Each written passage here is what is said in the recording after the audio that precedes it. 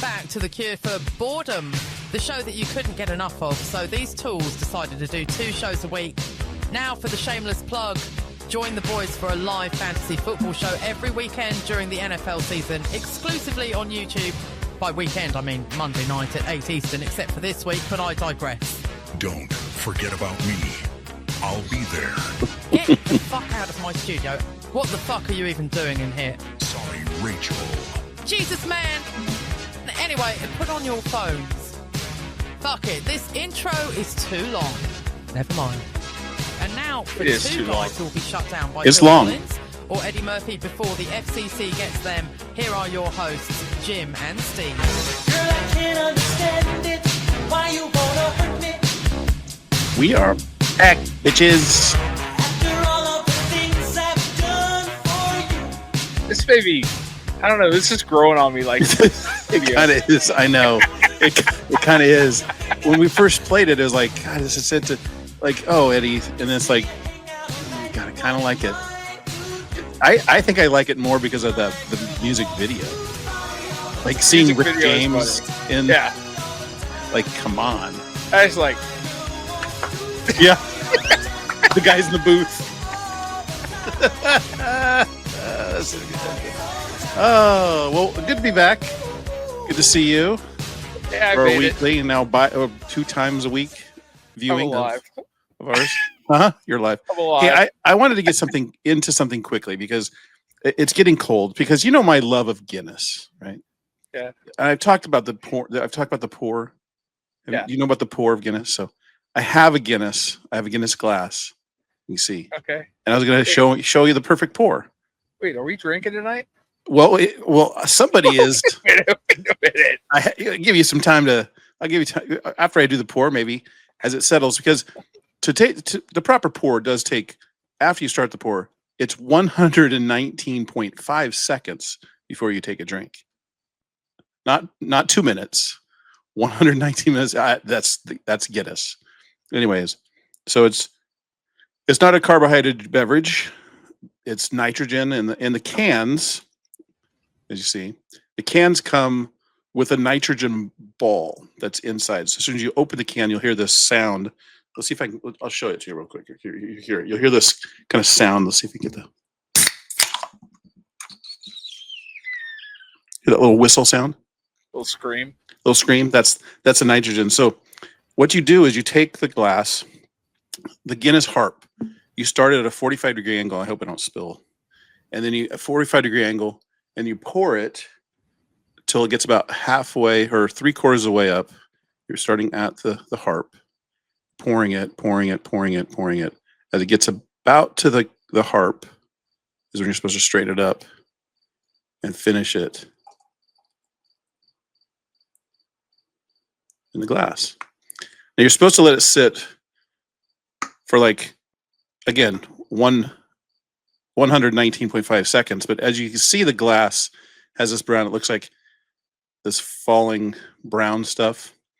That is actually the nitrogen escaping to the thing. So, and then to properly drink, so I have to wait like about 2 minutes, right? Well, 119.5 seconds to properly drink the Guinness. If it was filled up, like if you have a tap, because obviously they haven't figured out how to make this the actual full size of a glass of Guinness, because I don't know why they don't. Anyways, full glass, you're supposed to drink 4 gulps. That's the rule in Ireland. And if it's full to the rim, to the tip, you drink down to you're calling splitting you drink it between the Guinness and the harp. That's the first drink supposed to go down to there. It's called splitting I don't know what it's called, splitting something. Anyways, then you're supposed to take 3 more drinks after that, and that's how you finish it. But anyways, there you go. The Guinness. I got the Guinness, and I got a little bourbon. So there you go. Is there a clock? I'm eyeballing the 2 minutes. So the Jeopardy theme. You know what? You should have had the Jeopardy thing. We have the recording clock on. I should have saw when I started the pour on the clock. It was counting. I could have literally counted it, but it's getting close. I think we're. Studio is perfect for beer pouring. Guinness beer pour. Anyways, yeah. So, but they do say if you're in Ireland and you're drinking a Guinness, and I do this because I did do the DNA testing and I do have 1% Irish in me, so it's only natural now. Anyways, so but yeah, so they're offended if you just take a sip of it. You have to take a large, full-on gulp, and when it turns black like this is when it's good to go. So I'm going to partake in the first drink.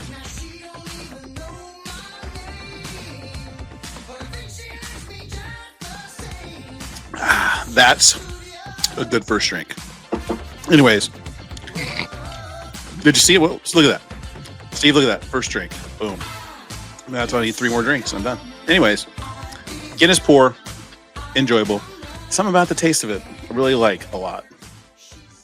I thought it was like years ago when I tried it for the first time, I thought it'd be heavy. It's not heavy at all. You don't get that. You don't even drink a beer and you get that carbonation. You get that after you drink a couple beers, like it doesn't have that. The nitrogen instead of the carbonation, it's different. It's very, very, very interesting. So, anyways, Guinness to you, buddy. I know we were drinking and I've been better prepared.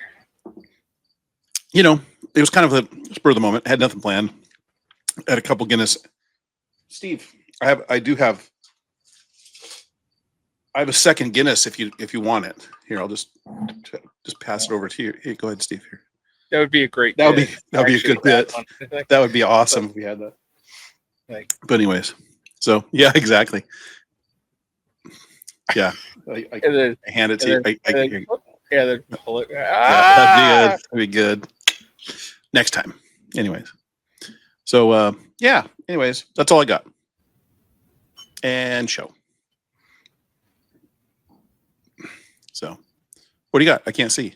Oh, you stuck it up and I couldn't see it. You were off camera. You were asking me to grab it? Yeah, I was like, grab it around. Yeah. There you go. Anyways, is that a little Four Rivers or Four Roses? Yeah, this is Four Roses. There There's you not go. much in here. Yeah, I still have that. I still have that low. wild one I got this from the wedding in March. I haven't cracked the what is it? Pancakes and bacon whiskey with the banana. Oh, that's right. Yeah, I haven't cracked that yet. That'd be interesting. That was like, well, the funny we tried a couple of them. What were those? Like there were some, and they tasted like. Yeah. That remember? was God, that was the moonshine. Yeah, but there was a flavor one. There's certain flavors that tasted like it was different. I can't remember. Banana something. Yeah, it was banana pudding or banana. Yeah, something like that. Yeah, because I did say for moonshine, it didn't seem as strong as I thought it was going to be. No, I don't think it was. Yeah, not real moonshine. I think you're just calling it moonshine. Some kind of receptacle. Drink out of. So hey, just since you got some stuff going, but all hats. So NBA's kicking off or tipping off. I like that hat. Yeah, I bought this quite a few years ago. Actually, I very rarely wear it. It's a Mitchell and Ness hat. The unique Kings logo. I don't see a lot of these hats around. So, anyways, yeah, I see you got a All-Star Game Arizona D-backs. Yeah, without the patch, picked up at Ross for $10. It was a low effort night. Look at you. It's a low effort night to me.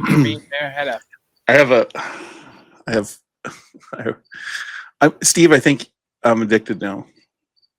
I got 4 more hats coming from there. I have a problem, Steve. I have a problem. Houston, we have a problem. So, what are you doing? Are you scrambling for glasses? Yeah, I'm trying to find a little glass here. Yeah, just drink it out of the bottle like you usually do. Yeah, I don't want to backwash it. You're a classy man. Is that what you're telling us? Hey, I know you don't pay attention to fantasy, but did you happen to catch my Niners Thursday night?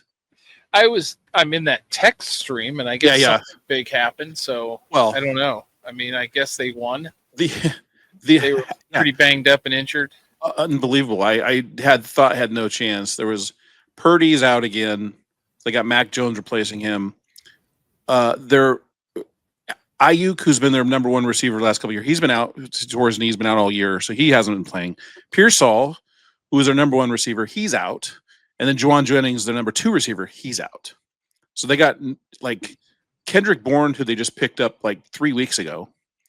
And then 3 other guys. Oh, to you, buddy. Here. This is the. All right. Cheers. What do you got, little? What's the shot glass? Brickyard 400. Oh.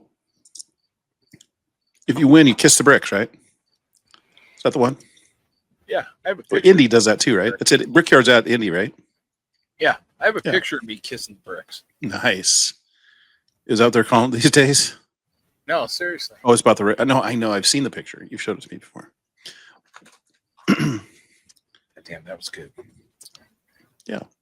Anyway, so the Niners shorthanded go into LA, 8.5 point underdogs. No one expected them to win, and they go out and go up 14-0 halfway through the second quarter, and then the Rams kind of started moving the ball, and it got to the point where Niners were up 20-7, and then Rams stopped them, kept stopping them. Nice. To you. Wow, he's catching up quickly. So Rams go up 21-20. Niners, they score a touchdown and an extra point to take the lead by 21-20, and they block the kick. So it's tied 20-20. And then the Niners-Rams kind of back and forth trying to score. Niners go up 20. So long story short, Niners go 23-20. Rams get the ball, kick the field goal to tie it, send it into overtime. Niners get the ball first overtime. Now the new rules, overtime, both teams get the ball no matter what. So if the touchdown, the other team still gets a chance to get a touchdown to tie it or 2-point to win if they, Now Niners get the ball first, go down, they get stopped, kick a field goal, up 26-23. Rams get the ball back with like 5 minutes left, go down, and Niners stop them to 4th and 1 at the 20. And they, I'm thinking they're going to throw the ball. They've been beating the Niners with a pass the last 3 quarters. They try to run it, and the Niners stuff them, and 4th and 1 stop them, and the Niners win. It was like, anyway, so Mac Jones getting all the credit for, he's getting hit, getting up, his knees banged up, and he's got this PCL, and he's banged up, and he gets hit after a play, and he's limping around. They went to commercial. They thought, oh no, he's out. He can't come back. And the next thing you know, he's come back in the game, and they've come to find out he's just cramping, but his whole body's cramping. So they show him on the sideline. He's eating those electrolyte bars. He's eating throughout the whole game. He's been eating these bars. They said he eating bananas. He got IVs. He had to eat bananas. I know. Monkey never cramps, right? But he's eating bananas on the side. He actually had an IV during the game. They're massaging his arm. He's getting cramp in his throwing arm. So he's got cramps in his legs, cramps in his arm. And I was like, I felt kind of bad for the guy because he was getting beat up and he's injured. I was like, no, he's freaking cramping. Like, what the hell? That's not injuries. So, he makes it through the game. They win the game. He's the big hero. He threw for like 325 yards and a couple touchdowns. And they interview him after the game, and reporter asked him, so, you really took a beating. How about, what was going on? Your knee was hurting. He's like, nah, it's going through a lot of cramps. They go, what do you think was causing it? He goes, really, I wasn't playing a whole lot for the last couple of weeks, so it's kind of my fault. I wasn't real active. That's what he said. I was like, huh, okay. Yeah, very good. Anyway, so Mac Jones, the hero. Niners win. Take control. Well, first place in the NFC West. So 4-1. It's like smoke and mirrors. I don't know how they've done it, but yeah.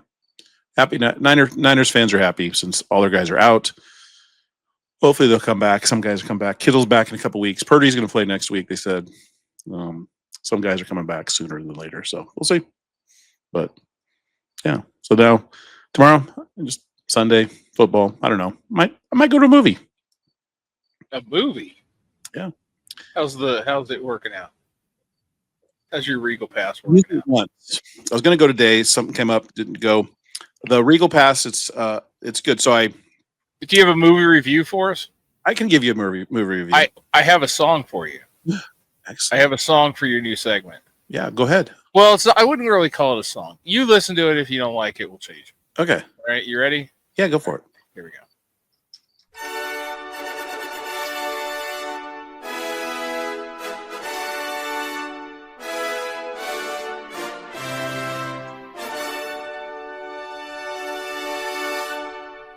In a world where movies never end, one man dares to watch them all. Armed with nothing but a Regal Unlimited pass and questionable taste, he enters the theater again and again and again. This summer, this fall, this Tuesday matinee, because somebody had to see Fast and Furious 12. This is Jim at the Movies. Hello, Steve. How could I not like that? Okay, that was fantastic. I know if you want a song. Well, the thing, Steve, what you captured is the Regal movie pass. This song screams Regal. It's a Regal song. Like I feel like I should be holding a staff and wearing a crown. I am wearing a crown, Steve. Hello. This is the perfect segment. I mean, I didn't have to cook anything either. Well, I had to pour. Well, that was earlier. Anyways, yeah, pretty cool. I like it. I like it. All right. Probably a little long, but that's okay. Well, no, you can talk. You can just keep. I'll drink to you. You can talk about your movie. Okay. Oh, yeah, true. Yeah. Anyway, so you had a little background music. I like it. Yeah. Can keep it. See? Let it roll. Yeah. Anyway, thank you. Looking out. Oh, damn it. Anyways, probably get a copyright strike from my. I don't know who it was. Who cares? Anyways, so I got this Regal pass. We talked about it. It's unlimited movies throughout the year. I can watch any movie I want that's in the theater. I can go I like going by myself, so I'm going after work. Had nothing going on. I'm going to go to the movies. So I decided I'm going to go see the Leonardo DiCaprio One Battle After Another. Have you heard of this movie? Okay. Not I. So, just to kind of this is just a little quick synopsis. If I read the IMDb, it's when their evil enemy resurfaces after 16 years. A group of ex-revolutionaries reunite to rescue one of their own's daughter, which happens to be Leonardo DiCaprio's, whatever. Anyways, so this movie, I've got some high expectations from it because it's got really good ratings. A lot of good reviews. It's made by Paul Thomas Anderson. He's made some pretty good movies in his time. He's made what was the movie best known for? Probably what was he? What did he do? He did. He made Boogie Nights. He did Boogie Nights. Good flick. He just did a movie called Licorice Pizza. He did Punch Drunk Love with Adam Sandler. And there's a couple other something else he made that was a really good movie.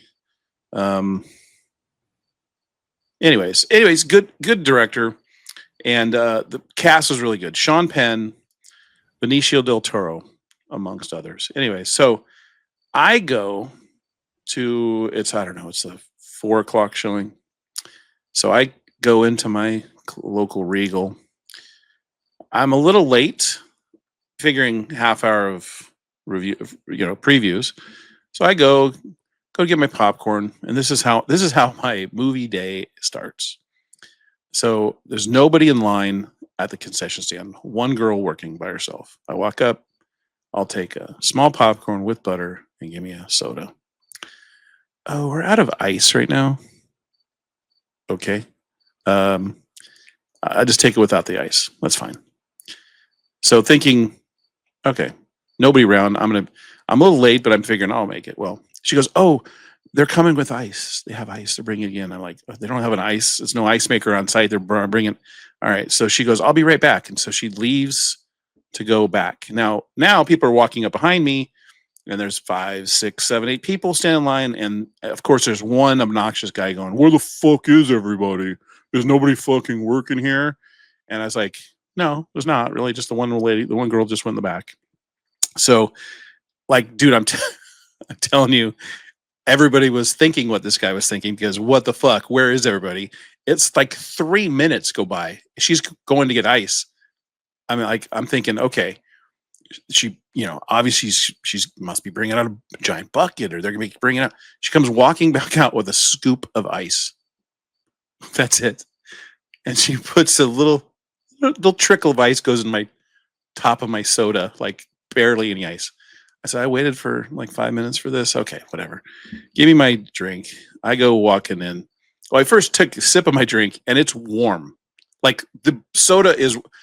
Don't you think? I've always thought, the machine, it's probably cold from the. No. If it's running, the carbonation actually makes it cold. Yeah. It is not cold. It is like warm soda, and I got the top a little this much ice on the top of like those. They're giant jugs of cups. Even I ordered a medium cup, and it's like this big. I mean, it's just ginormous.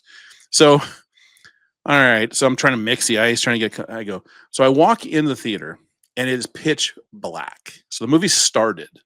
Okay, previews are done, and I can hear someone making a sound on the screen, but I can't see anything. It's like black.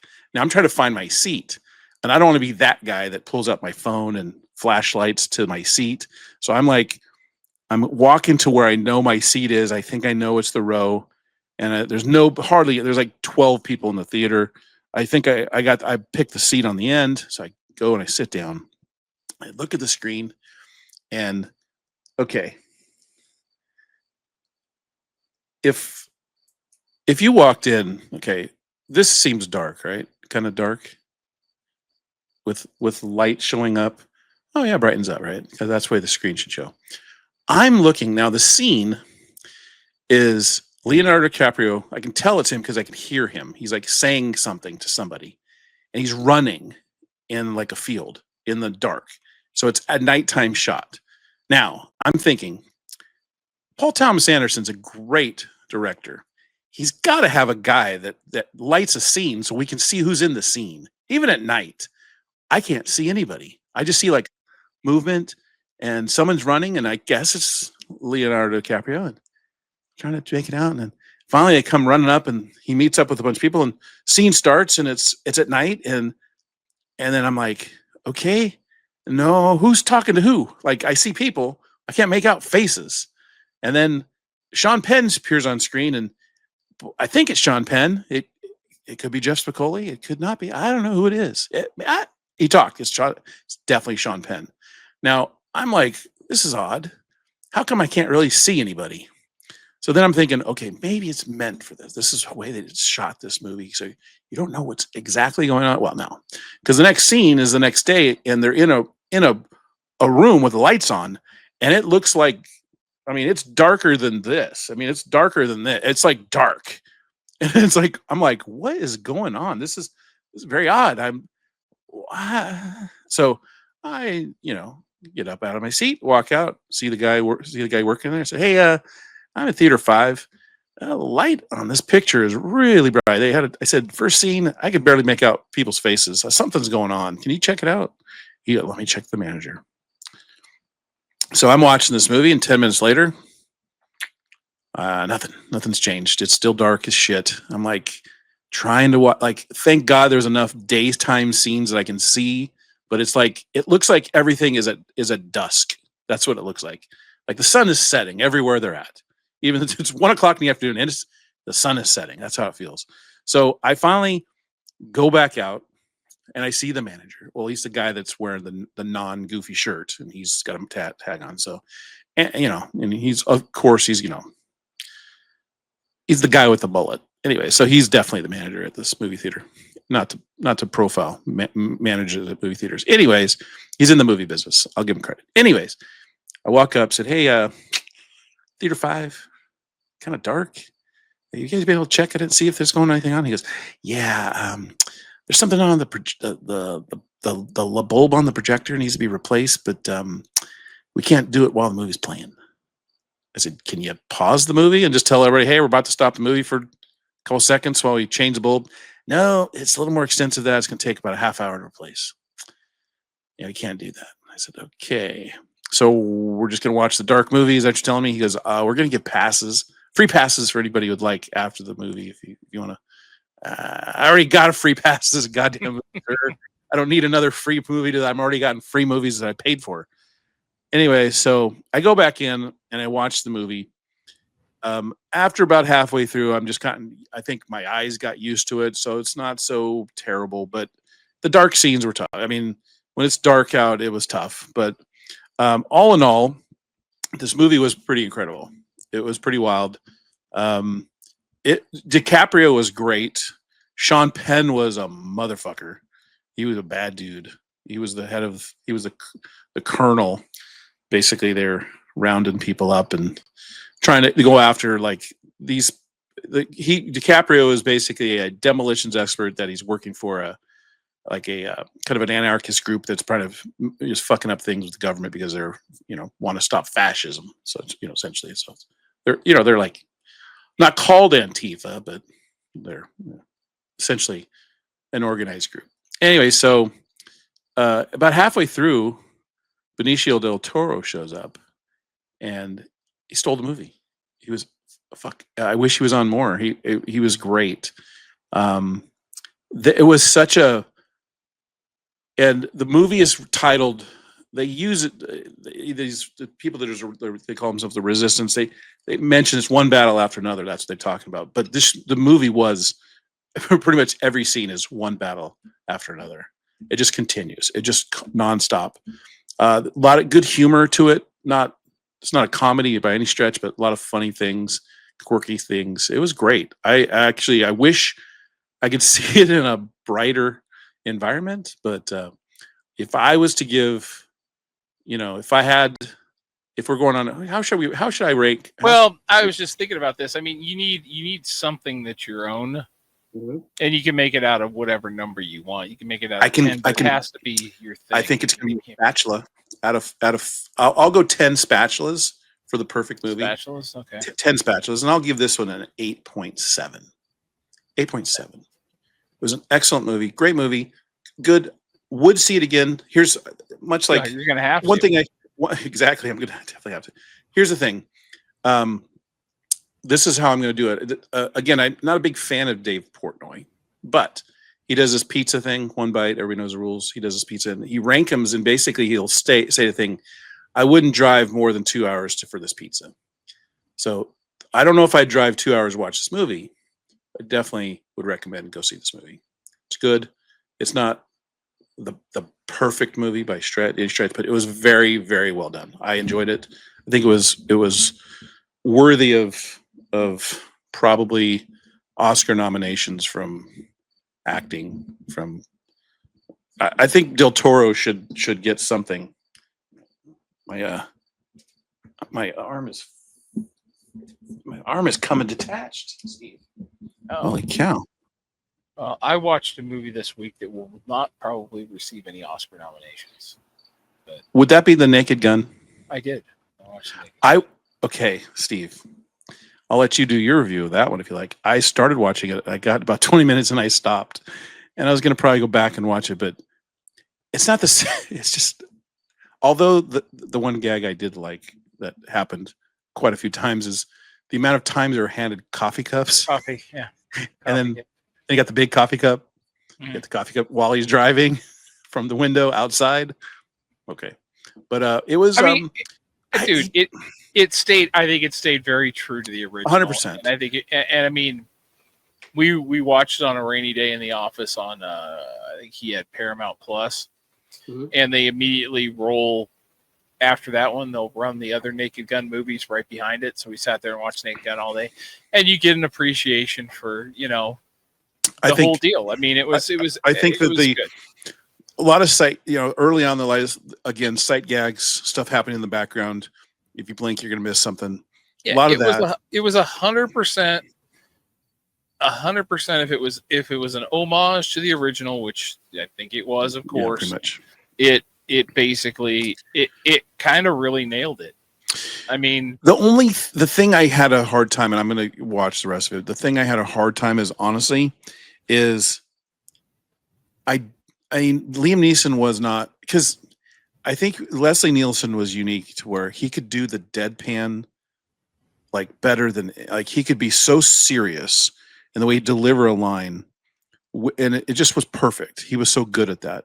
And Liam Neeson has a lot to live up to try to be that timing and that thing. So It's not. And the other thing is, he's got an accent. Why does he have an accent? And he's Frank Drebin's son. Well, okay. Anyways. The other thing is too, though, and Let's I think this is rough because there's a bias because you've seen Liam Neeson do a lot of other work.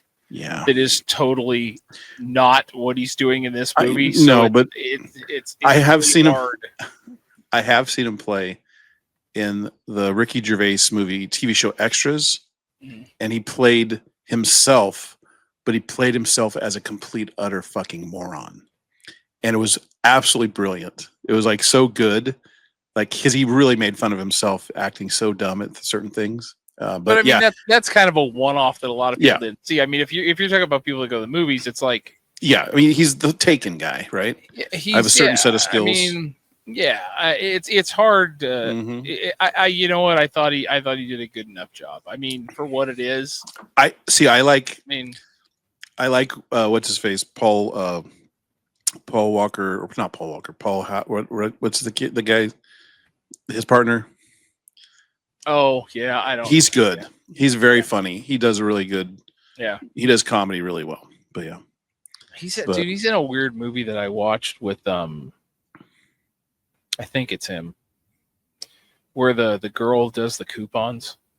Kristen Bell does the coupons. Yes, I have not seen it, but I saw that. It's an interesting flick. They like scam the coupon things or something like that. Yeah. And he's like the coupon police. He's the supermarket sheriff. That's right. Well, it's a true story too. They made hundreds of thousands of dollars from stealing coupons somehow. He's like the cop for the supermarket. Yeah, it's fucking hilarious. Yeah, that's good. I could imagine that pretty funny. I did watch a movie on. You ever heard the movie Weapons? Yeah. Weapons is the preview show. It's like 17 elementary school children from one class disappear one night, and they basically at exactly 2:17 they show these kids wake up from a dead of sleep, run out the door, stick their hands out like they're running airplanes, and run down the street, and then nobody knows where they go, and they're gone. So the whole mystery of what the hell happened to these kids, and it is I don't know what kind of genre I can put this movie in. Thriller, horror. It's a crazy movie. To you, there you go. Ching ching.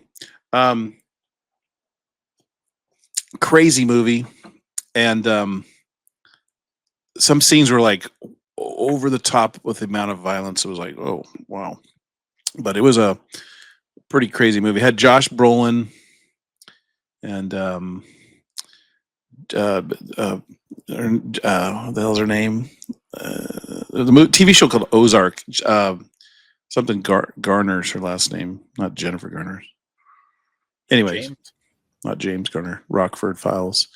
That was good. It was a good movie, but wacky, weird, kind of a weird show. But anyways, yeah. So, yeah.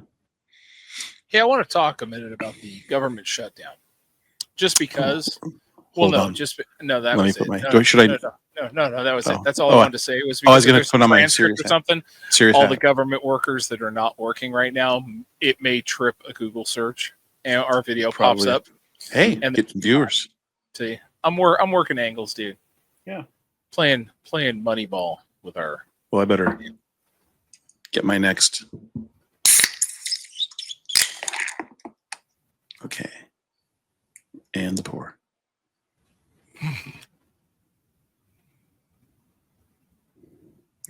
Oh yeah.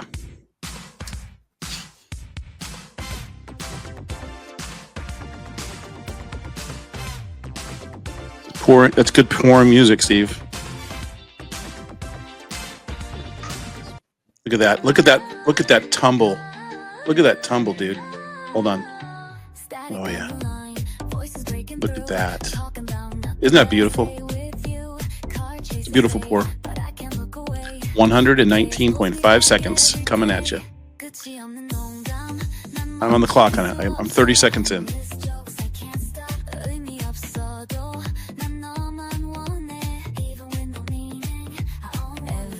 Dan did make comments on the songs. He did like the song. Did he? Oh, he did. Did he vote? I don't know. Hey, I looked on there today. I didn't watch last week's. We had 25 or 26 views. What's going on? Yeah, crazy. It's wild, man. It's wild stuff. I meant to do some work on just to follow up stuff because I listen to the shows and then I forget that I was going to bring something back up later and then I didn't do it. Yeah. So, but I didn't do anything. But I did see those. So yeah. I honestly thought you wanted to talk about the government shutdown. No.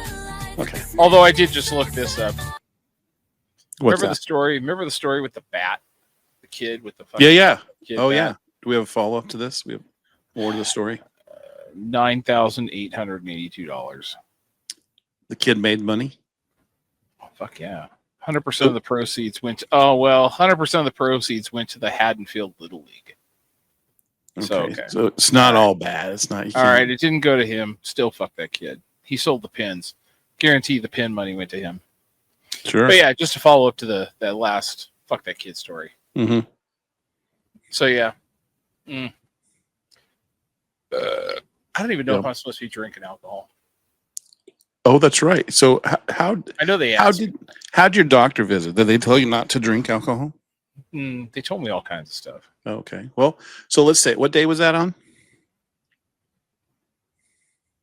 Thursday. Okay. So tell us how the day go.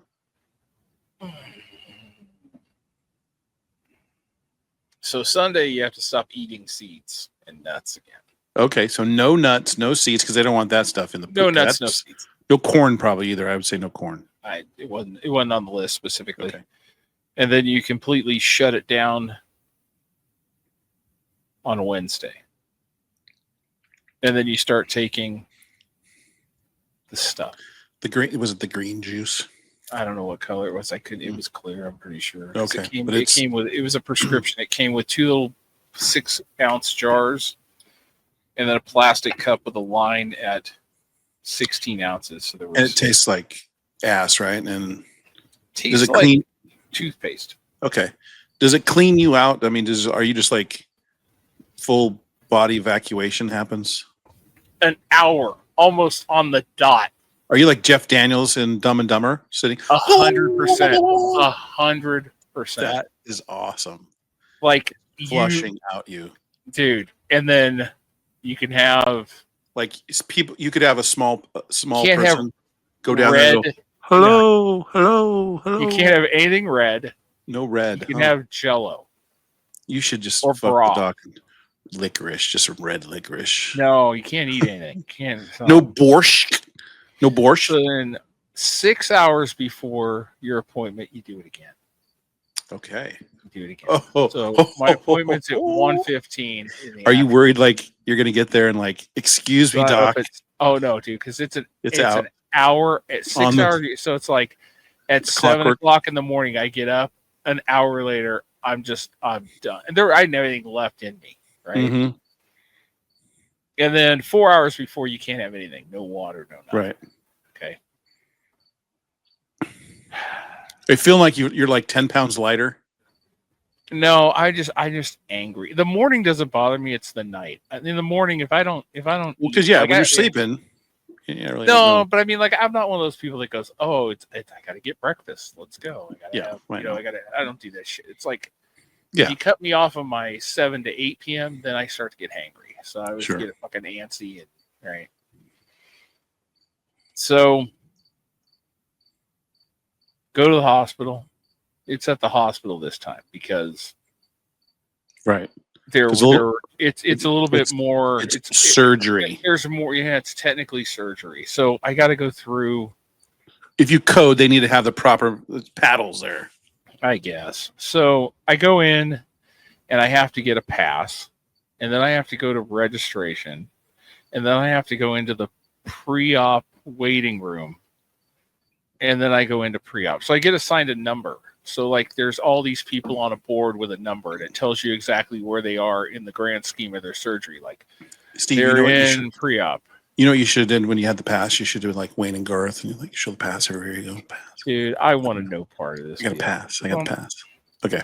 So I get in the room, and the girl's like, "Okay, here's your gown. Here's your bed." She goes, "We're walking back there." She goes, "How tall are you?" I said, "I'm 6'6". She goes, "Uh-oh." Our bed's probably not going to fit you. Before surgery is never something you want to hear. Like Doesn't our matter bed's what it probably is. not going to fit you. So I said, all right, that's fine. I'm used to that. So I get my little gown, throw my little blankets on. I'm sitting there, dude. I'm probably like like mid calf hanging off the edge of the bed, feet just dangling off the fucking thing. And they're coming in and they're doing, they're asking 100 questions. When was the last time? What's your last shit look like? Oh, To them, and they're their actual real elves. This girl was nice. She's a sweet girl. She's working her ass off. They get the IV in me. They start doing all this stuff. They go, we're going to give you some IV liquids because you haven't anything to drink. And I said, okay, great, whatever. We'll just do this. And then the anesthetician comes in. He's Sure. a doctor. Yeah. And he says, okay, well, he starts asking me the same fucking questions. And I said, well, last time they just put me under. He goes, oh, no, we're going to have to intubate you and all this. And I'm like, we're going, the trip's not as far as last time. Right. And I just went under the regular old, last time we went all the way to Colon Town. This time we're just going to Rectamville, right? I said, yeah, we're not two part. It's not a two-part stop here. Yeah, it's a nonstop quick puddle jumper flight. Sure. So he's like, well, I don't know. He goes, and he starts going through, have you had any alcohol? Have you eaten anything? No. Do you use tobacco? Blah, blah, blah. You smoke, vape, drink, marijuana. And I'm like, well, I dip. He goes, well, did you dip today? I said, of course I did. He goes, what time? I said, like 8 a.m. And he goes, this is exactly what he fucking said to you. Is it like loose leaf? And I went, well, I mean, he goes, or is it like a Zen? I go, oh, it's Zen. He goes, so it's like in a pouch? And I went, yeah, it's in a pouch. He goes, well, and this is what he says. He goes, I'm going to have to tell the doctor. He's going to tattle on me. This is a fucking doctor. He's going to tattle on me. He goes, because we have to treat that like a meal. And I'm thinking, motherfucker, you never dipped in a day in your life if you're treating a fucking dip like a meal. Yeah, he goes, I don't want to have to cancel your surgery. But he goes, so it was a Zen? I was like, yeah. He goes, well, you can't swallow that. I go, well, you could. I didn't. Yeah, it's like I spit it out. I spit. Yeah, so he's granted, like, it wasn't a Zen. Surgery over. He's like, he's gonna cancel my surgery, and I'm like, all right, whatever, dude. I said, why don't you go talk to the doc and see, Sure. He goes, I don't think you're gonna have to intubate me. He goes, because you're gonna have a sore throat. I'm like, why? So he goes, okay, well, I'll go talk to him. He comes back in and he goes, well, I guess we're just gonna put you under anesthesia today. And I went, okay, great. My call. He's like rookie anesthetic guy. No, what the this hell? guy's a fucking doctor. That's crazy doctor. though. What? He's in charge of everybody. I'm impressed that you negotiated, Steve. Well, no, you negotiated your surgery. It gets better. I had to negotiate it again. Oh, what? Okay. So I'm running my IV, and this nurse comes in and she goes, okay, well, I'm going to put a couple things in your IV. They had to take more blood out of me. She took blood, and they had to come back in because it took them so long to run the test. It coagulated. So she takes the IV out, runs it the other way, and then fucking sticks it back in. This gal comes in and starts putting some shit in. She goes, oh, I said, what's this for? She goes, well, people get nausea when they go under anesthesia, so this helps calm that. And I go, well, I had it last time and it wasn't that big of a deal. I was fine. I was ready to go as soon as we were done. She's like, oh, well, it's different for everybody, but we have to do this. And all I'm thinking is, okay, now that we're in the hospital, it's going to be charge after charge after charge after charge. And she goes, well, you're going to wake up with a sore throat and everything because, the scope's going to go down your throat and it's going to go around your esophagus and all this. And I said, sugar, guess what? I've done this before. I know a shortcut to where we're going. We'll use the back door. She actually said it's going through your throat. Yes. Do they not have the actual procedure in front of them? What they know? I did, but I literally told her, I said, shortcut. I know a shortcut. Okay, I know a quicker way to where we're going. And she goes, wait, what? I go, this is what we're doing today. And she's like, looking through. She goes, oh my God, you're right. And I'm like, imagine if they were doing amputation that day. Dude, I'm like, motherfucker, are you kidding me? Because that's the other guy said something about a sore throat too, right? The anesthetic. Well, yeah, because they were going to put the tube down my throat to help me breathe. And I'm like, we didn't have to say this shit. So then finally he comes back in and he's like, well, we're going to do it this way. So then he doesn't show up again. And then the anesthesiologist guy comes in and he's Mr. fucking cool guy. And I'm digging this guy. He's like, all right, who was the first guy? Who was the first guy? He was in charge of all these guys. He was he was like the man. He was like soup on. Yeah, soup on he scheduled everything and then had his people do the shit. So he wasn't doing the procedure. He was just basically. He didn't do it. Cool guy comes in and does the procedure, and we're having a good time bantering back and forth. And he's like, chatting. It's like, the anesthesia, the actual anesthesiologist comes in, right? Yeah, that was the head guy. He was the guy who negotiated down, and then the guy comes in. Okay, so here's what we're doing today. And I went, yeah, that sounds right. He goes, all right, brother, let's go. And he fucking starts wheeling down. Hey, man, what's going on? Where you been? I was talking. He's like, all right, man. He goes, this will be quick. He goes, yeah, these guys are all different. He goes, this should be pretty quick. You should be in and out of here. You know, this will be hilarious. And he's like, okay. And he starts hooking me up. They're running everything. He goes, taps me on the shoulder. He goes, all right, man, I'll see you when you wake up. And fucking I'm gone. That was it. Did they do the countdown last time? No. So we're sitting there talking. I go, hey man, who picks the music in the room? I was going to ask you, are you going to have music for us, Steve? He goes, well, usually the doc. I go, dude, it can't be the doc. He goes, why? I go, well, because when he did it last time, I wake up and Kesha's playing. He's like, no shit. I went, yeah. He goes, then it had to have been the staff because there's no way that dude listens to Kesha. And I'm like, that's what I was thinking. But the Kesha was kind of hitting, dude. It was, but it wasn't him. Okay. And I woke up this time. The other lady that was assisting him was a different lady. It wasn't the young crowd that I had. Are we going to hear it? Are we going to hear what you heard? No, there was nothing. It was silence. Nothing. Silence. So they wheel me back into the thing. You got to put your request in next time. And then they're sitting there, and I'm like, we're in the room, and they're like, okay, how you doing? I said, I'm fine. I said, this doesn't fuck with me at all. I said, I know you don't want me to drive, but if I had to drive, I could drive right now. Maybe not an 8-hour shift. Maybe not. I may not be able to take a bus to the airport, but I could fucking drive home right now. Right. No doubt I'm fine. Mm-hmm. Oh, well, okay. Well, we'll come get your transport out of here. I said, what do you mean by transport? Well, you got to go out in a wheelchair. I said, the fuck I do. She goes, it's policy. You got to go out in a wheelchair. I've seen it in every movie, Steve. Girl. And I'm like, God damn it. So then the girl that comes in, she goes, all right, let's go. She goes, you don't look like you. I don't need a fucking wheelchair. She goes, all right, well, let's go. Let's get this done quick. And she literally, this is the best part though. She takes me in a wheelchair to the top of the stairs at the main entrance. It just lets me go. Doesn't take me down to the fucking ground level. Drops me off at the top of a flight of stairs. I'm the opposite of you, Steve. I'd have been like, I want the free ride. Let's do this. I got the bad knee though, Steve. So for me, that'd be all right. So I walk down the stairs, go to the car. And then now, because it took a little bit longer and everything's running slow, now I'm fucking 4:30 leaving downtown, and I'm like, it's just bumper to bumper fucking traffic. Who picked you up? Oh, my wife was there the whole time. She was hanging out and fucking. She took me. And I was like, all right, hanging out in the room. And so when do you get your results? Oh, I'm clear. I'm clear. Yeah.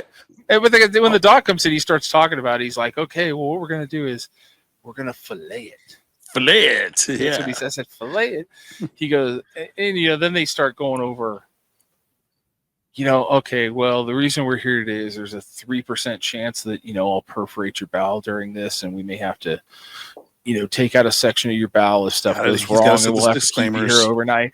And Carrie's like, well, he's got to cover all the stuff. I said, we didn't talk about dying. I said, that's got to be on the table, too. I mean, I'm in here. It's got to be on the table. Got to be on the table. That's why they're in the hospital. She goes, well, that's what you signed away for. I said, well, he didn't talk about it. You can give me the odds on that. I said, can I get some action? So yeah, he filleted it, and I got the results back, and it was the same. But I guess he said he put clips in there, like I'm being held together with clips of some kind. Interesting. Huh. And I'm like, what do you mean by clips? I go, what's Like going to happen to these paper clips? A paper clip. Well, I'm thinking like those alligator clips that you clip paper together with and you Chip flip clips. back over. Chip I clips. don't know, Cool. maybe something like that. He goes, no, he goes, you'll pass them, you won't even know it. I Oh. said, all right. He goes, but if if you're bleeding a lot or you start to bleed, you need to contact us. I said, well, I probably will do that anyway. Yeah. So I got blood coming. I don't think you got to tell me that. I'm not just going to ignore that. Yeah.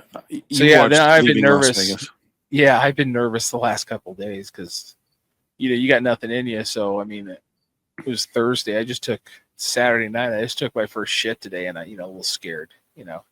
don't want to rip yourself. I mean, I feel fucking fine. Did you like get home and like just like eat something? Just No, I wasn't. Like last time I packed a snack bag and went to town, I just started snacking on shit, but I didn't I wasn't really hungry, but I ate dinner. I'd make a Flintstone size hoagie sandwich. Like,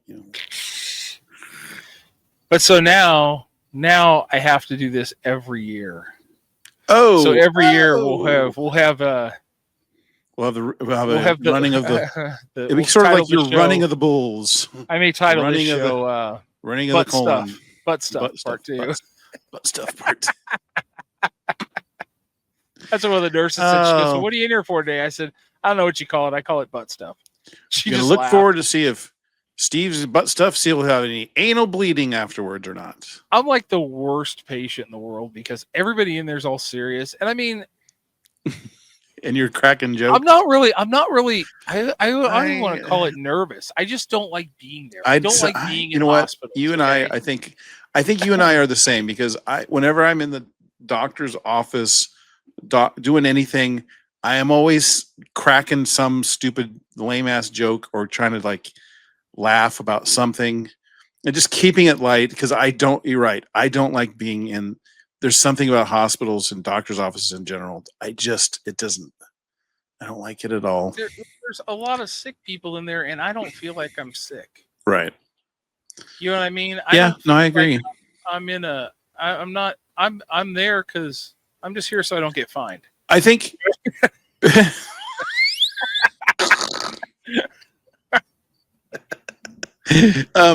I think for me, it's like I kind of agree with you. It's like if I feel like something's wrong, I'll go in. Like if I feel like okay, yeah, something's wrong here, and I say that with my knee is so fucked up, I should be definitely going in and getting it checked out. But a knee is different. I know it's different. It's not like it's not like I'm having chest pain. Yeah, chest pain or. I'm sweating a lot for some reason. I can't catch my breath. That's like my shoulder's numb. Yeah, that guy. I mean, my whole left side's not working properly.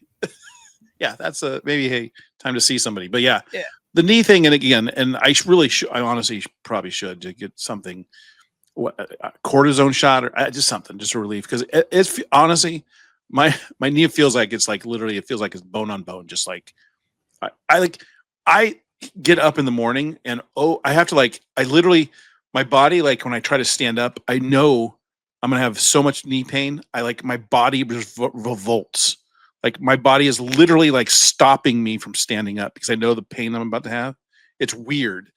I have to think about it for a couple seconds and finally and when I stand up I can hear the cracking of my knees especially on the right knee I was like, oh my God. And it's just instant pain.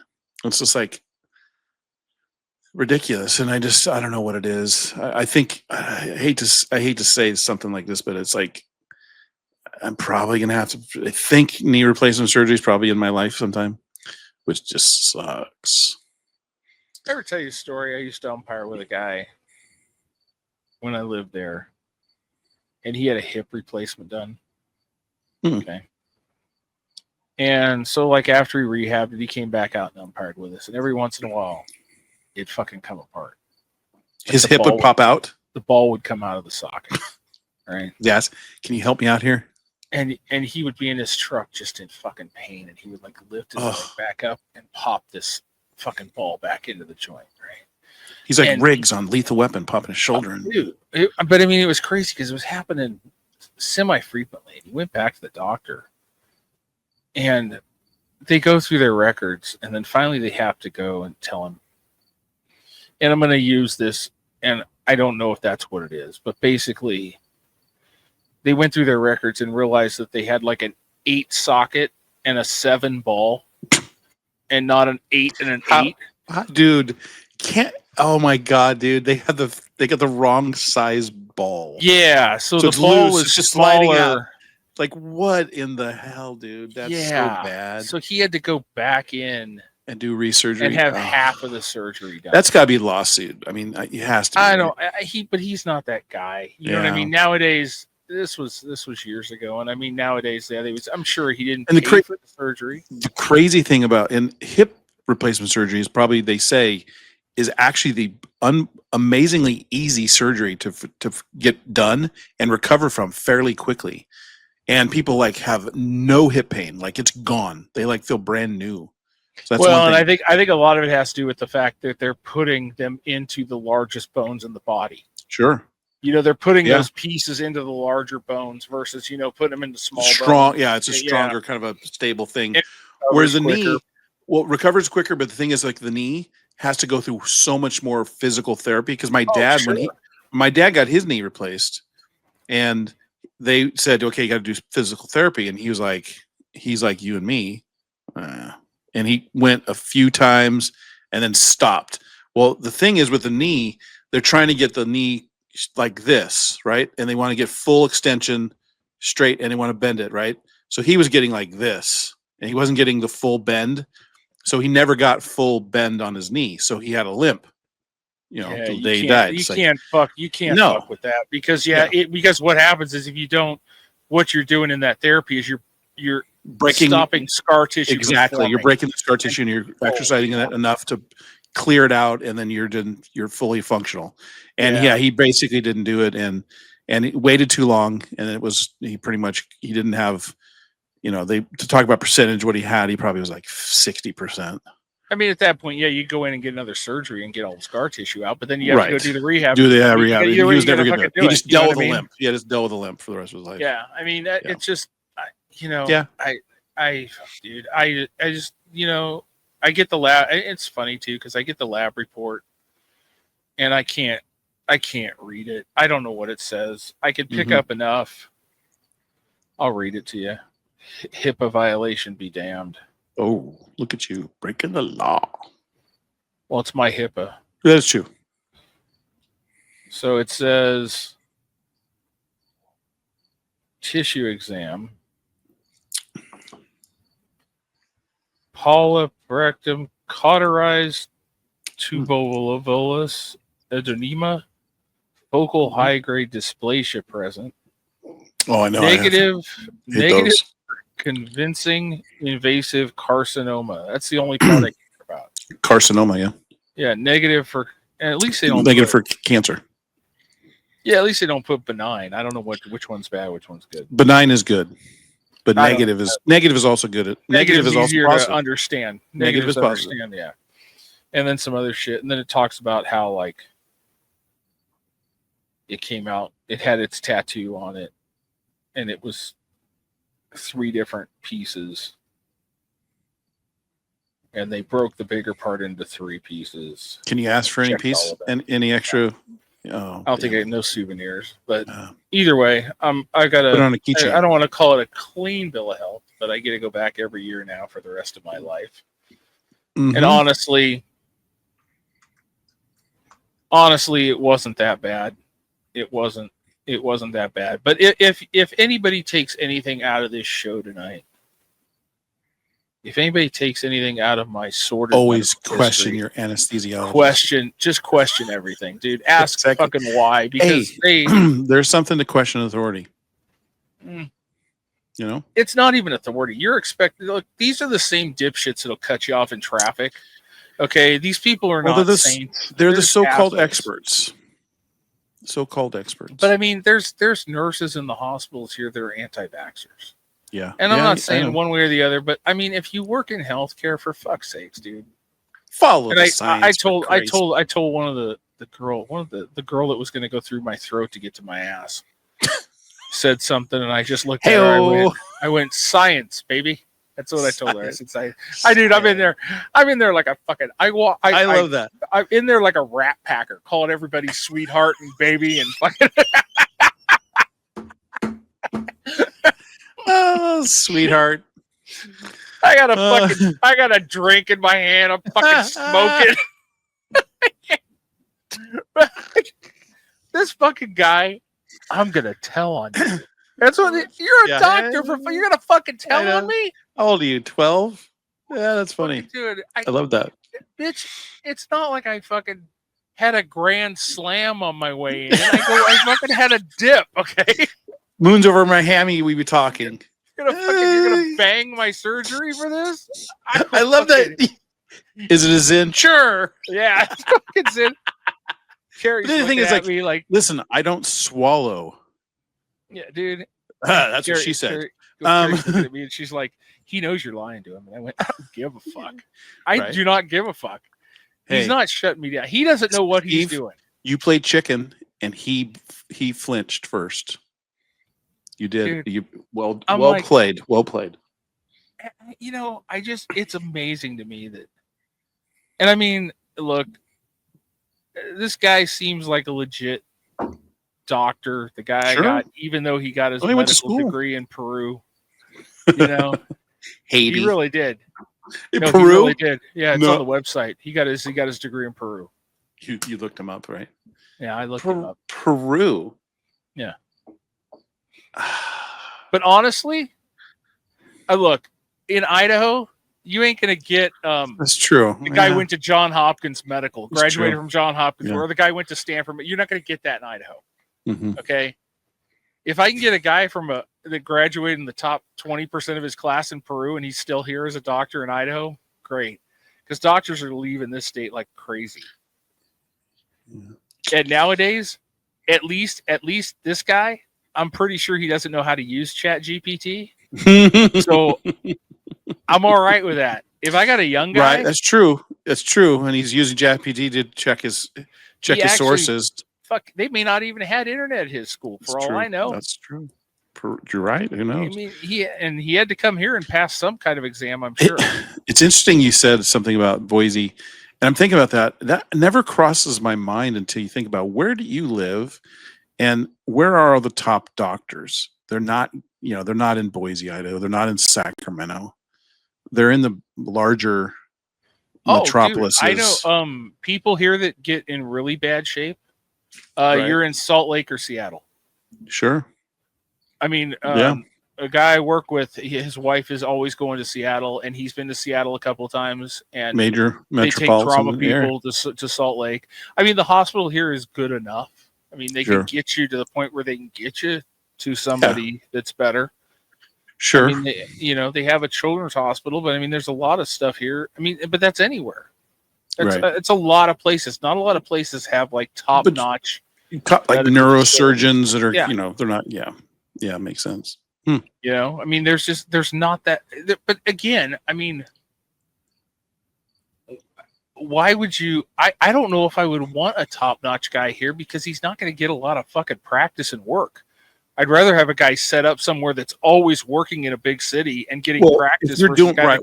The thing is, the one thing you got going for you is it's a pretty standard procedure. You've probably done 1,000 of them.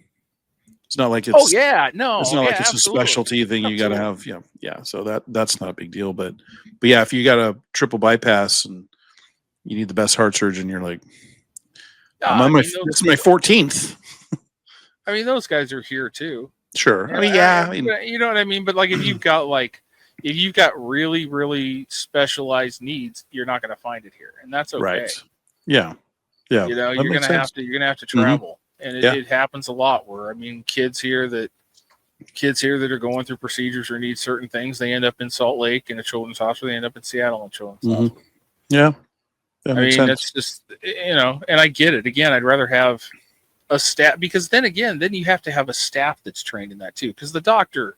You know how this thing goes. The doctor is the face of the thing, but it's the fucking staff that's doing all the work. 100%. Okay, so I mean, you need staff that's trained and staff. It's all the prep. It's all the I mean, all these people that are in this hospital, they all look like they're 20 years old. Mm-hmm. I mean, my wife, we're walking through the lobby. and my wife sees students that she had. That crazy. You know, and they're wearing scrubs, and I'm like, oh shit. I mean, everybody's nice enough. It's good. I mean, it is what it is. But yeah, if you got, and think about this though. Think about, and I'm not just talking here. I mean, here is technically the big city, because if you're 2.5 hours away from here, fuck. If you survive the ambulance ride, if you get in a car accident out here in the middle of nowhere and the helicopter comes and gets you, you may not make it. There's no trauma near you. At least we have 2 trauma centers here, you know? Right. I mean, it's tough. It's not, I mean, it literally is, it's really like the fucking Wild West in a way out here. I mean, if you drive east out of here, there ain't shit around for a while, you know? Yeah. What's the closest big city to you? Salt Lake. That's it. Yeah. In Denver, maybe, right? Yeah. Salt Lake, Portland, Seattle. Right. Yeah. That one, I'm talking about going east. Going east, yeah, it'd be Salt Lake and then Denver. Yeah. I mean, yeah, you're not going to Montana for those procedures. Yeah, no. There's no way. You can go to Canada. But doesn't Idaho border Canada? Yeah. A little bit. Yeah. A little bit at the top. That little tip at the top. I've been watching this guy trying to recruit people to come to Canada and how to get fast tracked. Not saying I would do it, but Canada seems nice. It does seem nice. They're nice people. It's, you know what, Steve? Don't say no to anything, but you never know. I mean, you never know. I don't know what's going to happen these next 4 to 12 years. I don't know. Anyways, I digress. But yeah, I've never really thought about like the quality, again, getting the quality of care. Sacramento, I guess, is decent enough. Like UC Davis, like has pretty good. You got Stanford so close. That's the thing is you're close. You're close to the stuff, bigger hospitals. So like Stanford's going to have all the Davis is pretty good. Davis is pretty good. Okay, but like Methodist Hospital and Kaiser and shit like that. I mean, those are not what you. Not for you're not going. Let's go to Kaiser for that specialty surgery I need. But I mean, there's a guy there that can do your knee surgery for sure. You know what I mean? I'm sure they probably have plenty of people competent enough to do the simple, the basic stuff. But you're right though. If I had something going on that needed really, you're probably hoping to go to Stanford or UC Davis, something like that. Yeah. Well, I can tell you this. This is a matter of fact. We get a pitcher that needs a shoulder surgery. You can't get it here. No, you're right. They can't get it here. Yeah, those guys that go to those specialists like in LA or wherever they're Stanford. And they flat out tell them. I mean, we're contracted to one of the hospitals here. Sure. I mean, they're like, okay, well, yeah, this is what you need, and we don't have anybody that can do this here, so here's what I would recommend. But again, this isn't a life or death situation either. What was the doctor that did all these? The guy's name was Job. Job and Andrews and Job, yeah, those guys. I just remember those names. Every player would go to those guys to get It's the same surgery. 2 fucking guys that were getting all this shit done. You know, I mean, Job was the guy who didn't he invent Tommy John surgery? Yeah, he's the Tommy John guy. Yeah. Andrews was the guy that does all the knee surgeries. I think does the knees. Yeah. I mean, crazy because think about how much money those guys are making. Oh yeah. I mean, well, now the whole thing is you don't. Job doesn't do surgery. No, he's old as shit, but his clinic is still alive. His clinic is still there, and it's all the people that learned from him, and so it's still his procedure. He may still do a surgery. I mean, I don't know if I would trust him. Well, it's his he's perfected the procedure, so he's taught that procedure probably, and those guys now that do it. He has been dead 10 years too. So. Okay, well, it's tough for him to do it now. I mean, it'd be tough. I mean, He died in 2014. He was 88 years old. Yeah, Andrews is, I think, a little bit younger. He's still what was that guy's name? James Andrews. James Andrews. That's right. Yep. Interesting. You watch enough sports. I mean, think about that, Steve. We're quoting specialty surgeons for athletes that we remember from all these times of watching sports over the years. Well, and you also have, if you need a guy to fix your turf, who do you call? Oh, it's the guy that's done all the Super Bowls. What's his name? George Toma. George Toma. That's right. Toma. Yeah, you call it George Toma. Yeah. Oh, speaking of guys, you got a guy? Another guy. I got a squirrel guy now. You got a squirrel guy. I got a squirrel guy. I love it. You got a raccoon guy, a raccoon lady. Excuse me, raccoon lady. Was it lady? No, bat lady. You got a bat lady. So Yes, raccoon guy. John's wife Katie comes in. I was working outside, and John was kind of under the grandstand, and Katie comes in, and she's like, "Where's John? Where's John?" I'm like, "He's right here." So John comes around. She's got a squirrel rolled up like a baby squirrel. Like a baby squirrel has been fell out of a tree or something. It fell out. One of them was dead. Oh. One of them was crying in the tree, and she's got this one in her shirt, and she's like, I called this place. She goes, they said if you keep him warm, you don't have to keep him hot, just keep him covered. And I tried to give the little squirrel some water because he was breathing, he was going. So John calls the number, and the lady goes, "Oh, I'm at a doctor's appointment right now. I'll be done." I said, "All right." So we're waiting on the squirrel lady, and then she texts him and says, "Okay, I'm home. Here's my address." He brings the squirrel over to her. She goes, "Yeah, he's a little dehydrated, but the little guy's gonna make it." We're like, "Fuck yeah, all right, good deal." Nice. So we got a squirrel. We got a squirrel contact now. Squirrel lady. It's ladies. So you got the bat Squirrel lady, squirrel lady. Yeah. Yeah, nice. I like it. So That's yeah, cool. it was. So we say Katie saved a squirrel. Saved a squirrel. Lost one. Got one. That's kind of cool. That's kind of neat. Yeah. So it's funny how many people just like give their time for shit like that. I mean, because technically a squirrel is basically a cuter rat. They're treated, as a. No, it's so weird. That, you know what? They would not if they didn't have a bushy tail. If they just had no hair on the tail, people would run scared of that thing. Yeah. Like how freaked out would they be? That would look like a rat. But give them a bushy tail. Oh, they're cute. Yeah, I don't know. And cartoons didn't help them. True. Cartoons, they make the cartoons for the, they got all the shit. Mm-hmm. So. Mm-hmm. But yeah, it's fine and also fine and good. You don't see squirrels run around, New York City carrying a whole pizza in their mouth either. That's true. But that was phenomenal. That was phenomenal. Rat? Pizza rat. Like that was impressive. Like really was. Just my Rolodex of small animal saviors is getting big. It's funny because again, I truly think, as fucked up as this country is, there's a lot of people that are just nice people. And I think it's overshadowed with the dolts, the dummies, the lunatics. Well, sorry, we're teetering on a place we always want. No, we're not. No. I know we can. Yeah, I know. Yeah. Okay. But we may have to take a break because I have to go to the bathroom. Take a break. Play some break music. I'll see if I got that music, and then put something up on the screen, like breaking news. There we go. I'll edit it out later. All right. Well, I can always keep keep the masses entertained. Yeah, I got our thing. Hang on. The arena of The Cure for Boredom will be you got to go to the back after bathroom? Is this that what you're short saying? Possibly evacuate those bowels that have been cleaned out. So let's take a look at the back wall of Steve's new studio. He's got the new IKEA backdrop here. He's got a couple Lego guys. He's got a Marvel. We got 3 Lego guys. He's got the Duke basketball Nike display, which I like. It's pretty cool. I think he's got there's some kind of a Japanese cat in the far right corner. And I think that's a cactus.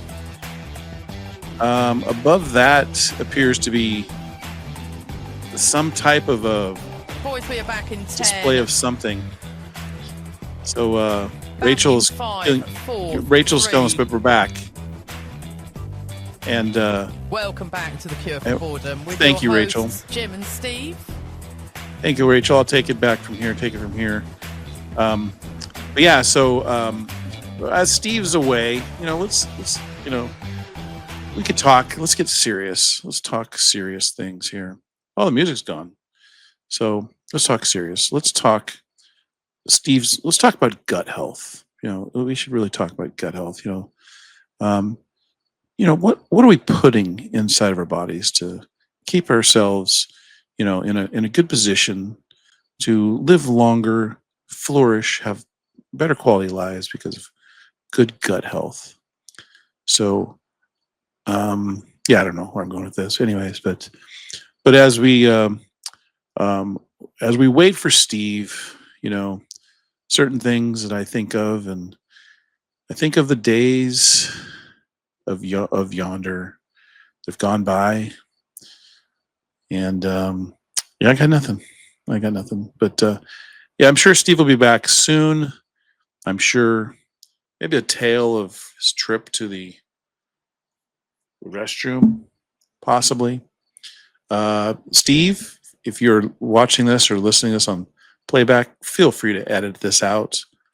Anytime this could be the definitely time where you actually will edit a portion of the show, because I ran out of whatever I was talking about. And there he is. Stephen Aloysius Staub is back. Steve, I did the best I could, and I ran out of anything to say. So if you watch this back, there's a point where I said, Steve, you may want to do a first and actually edit this video, and you can edit this part out, because I said, let's get serious. Let's talk about gut health. And I had nowhere to go. Anyway, so yeah. Probiotics, man. Probiotics. There you go. It's all about ball bearings and probiotics. It's all about prebiotics and probiotics. So we were looking at your back. Me and the audience were looking at your back wall. Look at the display. Try to figure out what I said. I think I see a little Japanese cat, maybe the far corner. It was a cactus, maybe. What's that? What do we got? Is that the cat that waves? You flip the thing and it waves at you. Yeah, it's a Lego. Oh, it's a Lego cat. Okay, but it looks like Japanese or something, Korean maybe. That's the. Is that a cactus next to it? That's bamboo. Oh, it is. Is it a live bamboo? No, it's Lego bamboo. Lego bamboo. Oh, it does. There you go. Yeah. Konnichiwa.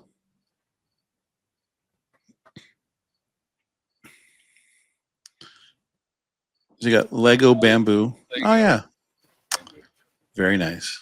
And then above it, what do you got there? Those two things. I was like, little mini bonsais. Bonsais. Okay. Yeah. You got your Duke display. That's kind of cool. I actually kind of like that. That's Dunk. Oh, it's Dunk. I thought it was Duke for some reason. It's Is that a Lego? That's Lego a Lego. And Nike are collabing. Honestly, back there, I thought it actually was a shoe from the distance. Pretty cool. Very cool. I don't want anybody to think I'm a Duke fan. Sean, so as we were saying, yeah, please. And I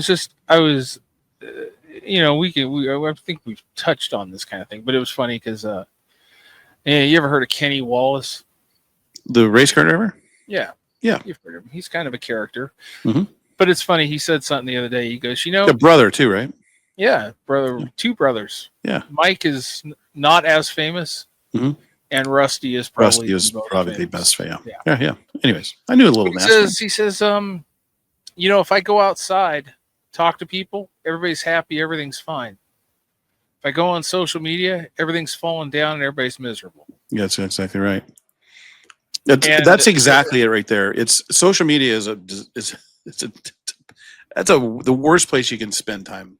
It's not real. It's not real life. Well, and it was like there's a quote. I think Mike Tyson said it. It's attributed to him, but it comes down to you people have been able to sit there and talk shit about people without the threat of your getting your fucking face punched. Yeah, exactly it right there. Okay, that's exactly. And that's why you lose civility and you lose respect for people, because you're never ever worried about getting your face punched. You're hiding behind the keyboard. That's the whole thing. Yeah, keyboard warriors are like the worst in our society. Yeah, that's funny. And I mean, Mike Tyson's he's not wrong. No, that Mike Tyson. He knows it. Yeah, he's lived it. Yeah. Like if you're gonna talk, you're gonna fight in person, and people shit to Mike Tyson on the internet, but nobody talks shit to his face. I guarantee nobody shit to his face. They would run. And that's kind of his point, is you goddamn motherfuckers have gotten all too comfortable about talking shit about people without the fear of getting punched in the fucking face. And honestly, there's a lot of people that run around this country and talk a lot that have never been punched in the face. That just really that's all they need is to take a good shot in the fucking grill, and maybe they knock some of their shit again, off. I think a perfect example of that is, and not to get too political, was like the Portland thing. You know, they're saying it's war ravaged city, and they're like, it's one block where around, you know, certain area that just a lot of protests. That's one block. The people are walking around that city not in fear of, and that's what most of these cities are. They're not. There's no. I mean,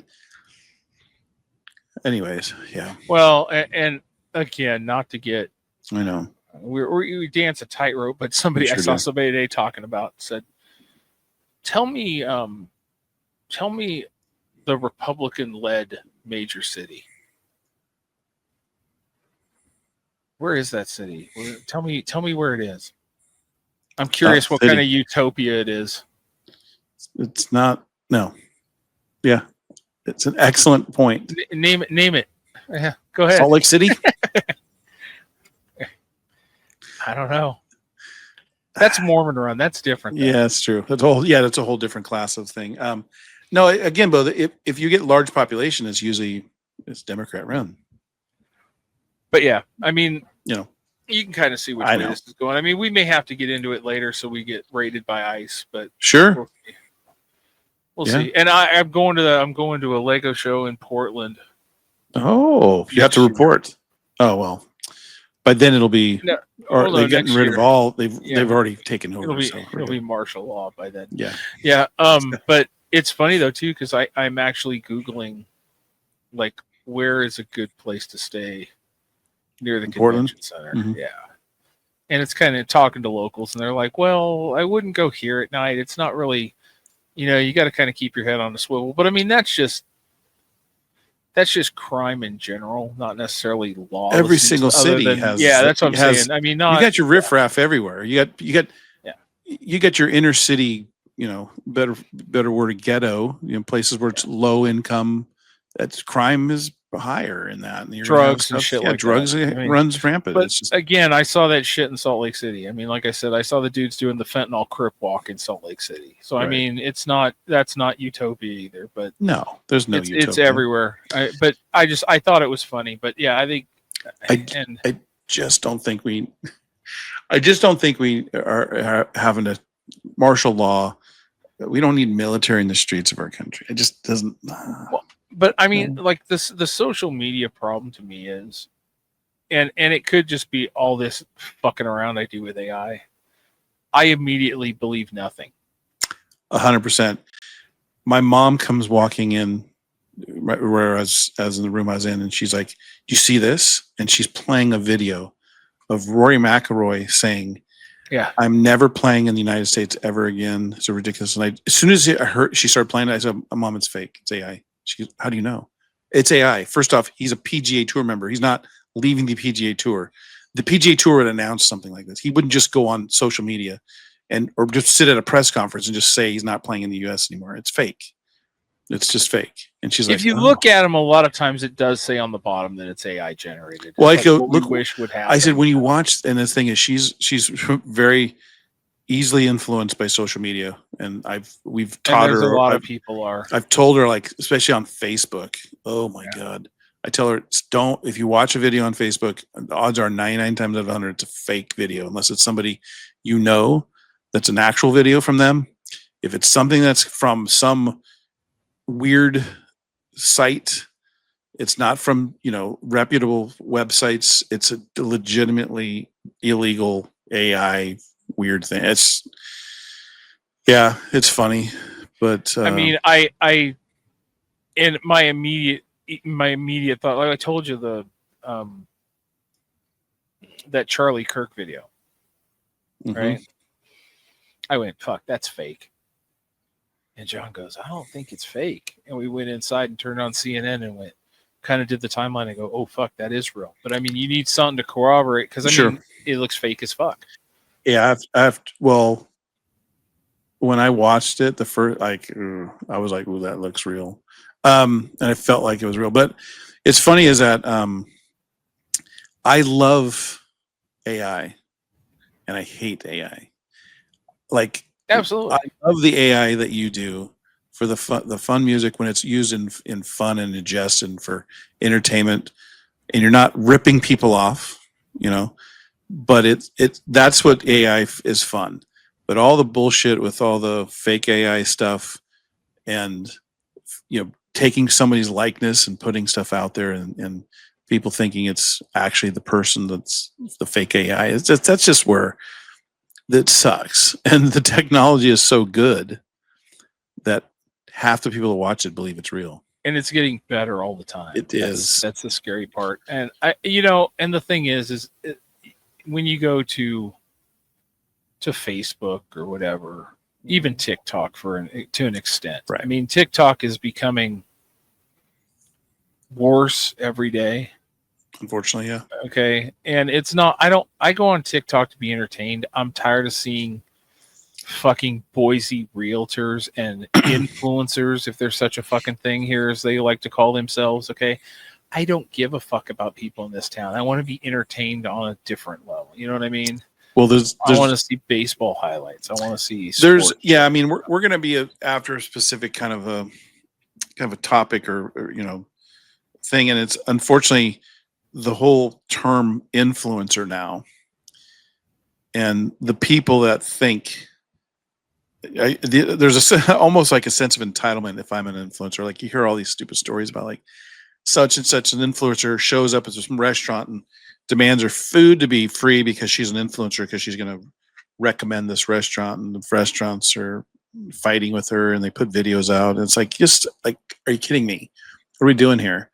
It's like everything that the internet was, it was designed for is for information to be provided for everybody to have access to information worldwide. And now it's like, it's a hub for misinformation.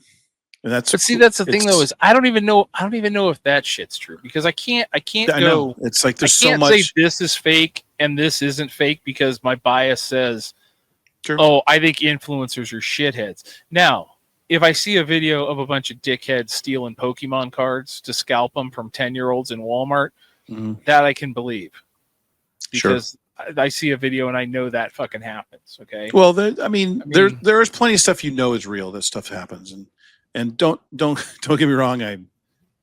I can spend some time watching. Oh, there you go again.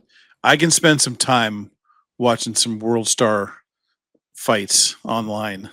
Mm-hmm. Boy, some of those are great.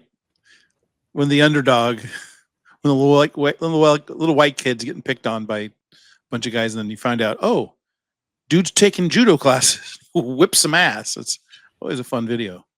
But it's so weird. And if you don't think your phone's listening to you, it always is listening to you. Okay. Well, you open up anything and then start typing in Google search, and then amazingly it comes up, and before you're finished typing, it shows something you were talking about. Like right now, right? We could pull up or immaculately or amazingly, I'm on TikTok, and a video for camping equipment showed up because I started talking about camping equipment.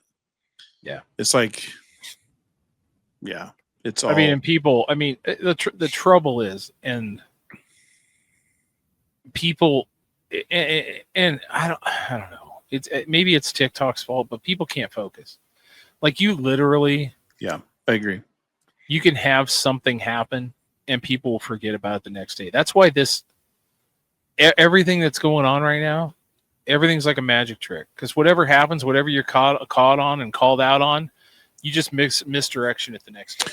Like, hey. The other thing is also is like the need to have like the doom scrolling. They're talking about people that just can't put their phone down. They have to keep going.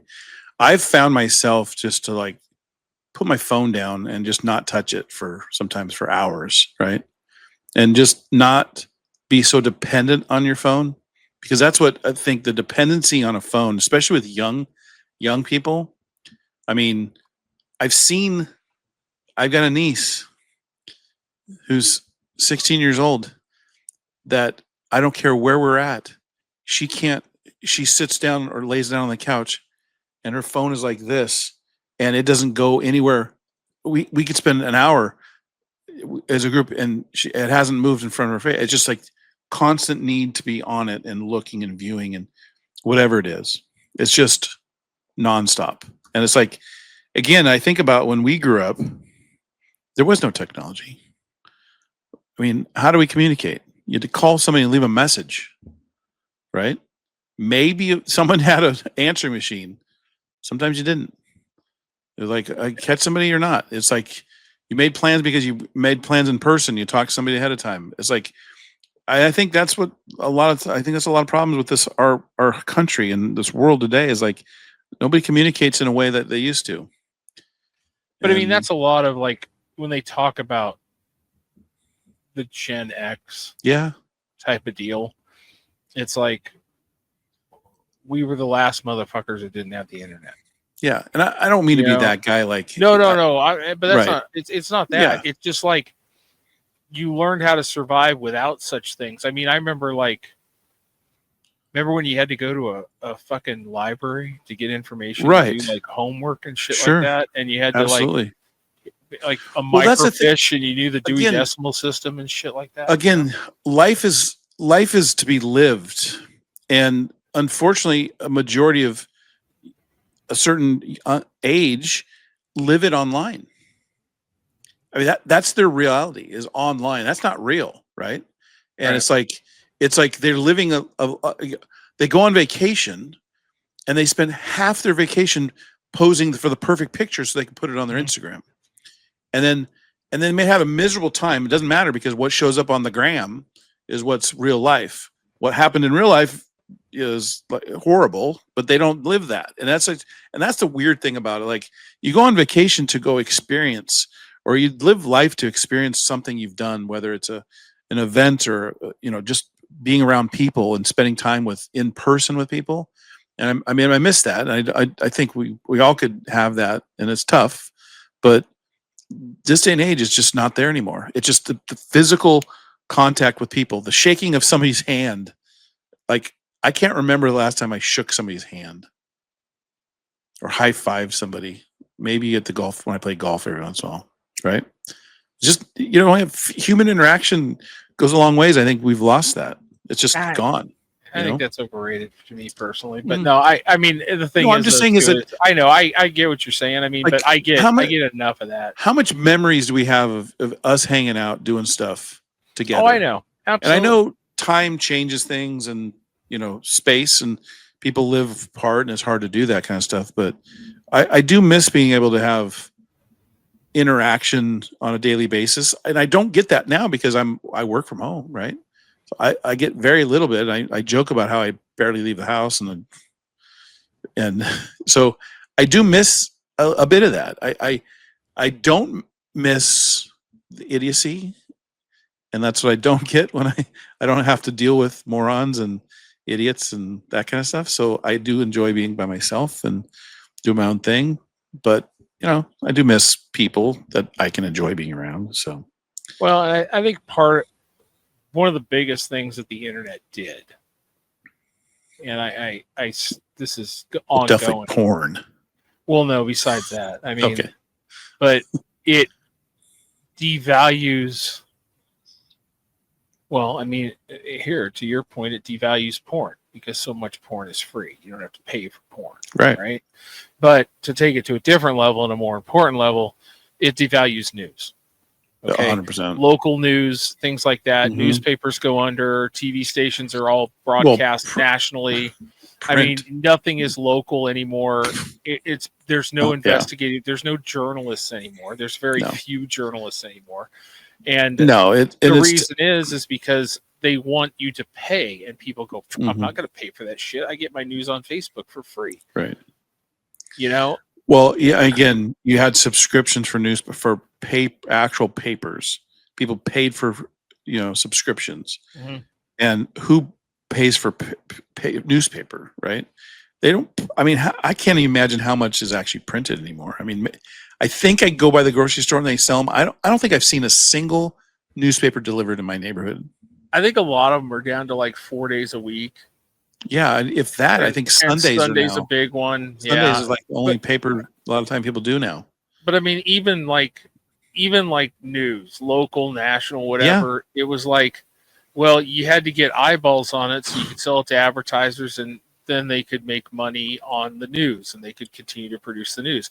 But now nobody watches the news. Everything gets streamed. Everything gets consumed quickly. And that's the thing is, I can remember as a kid when your parents we'd watch shows, and then 11 o'clock the news came on, and they were watching the 11 o'clock news, and they had their show. They had to watch it, and that was like everything.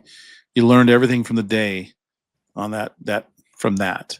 I mean, and my dad would always he'd always watch the 6 o'clock news, like, or the 5 o'clock, 6 o'clock, like the national news would come on, right? Like ABC or whatever.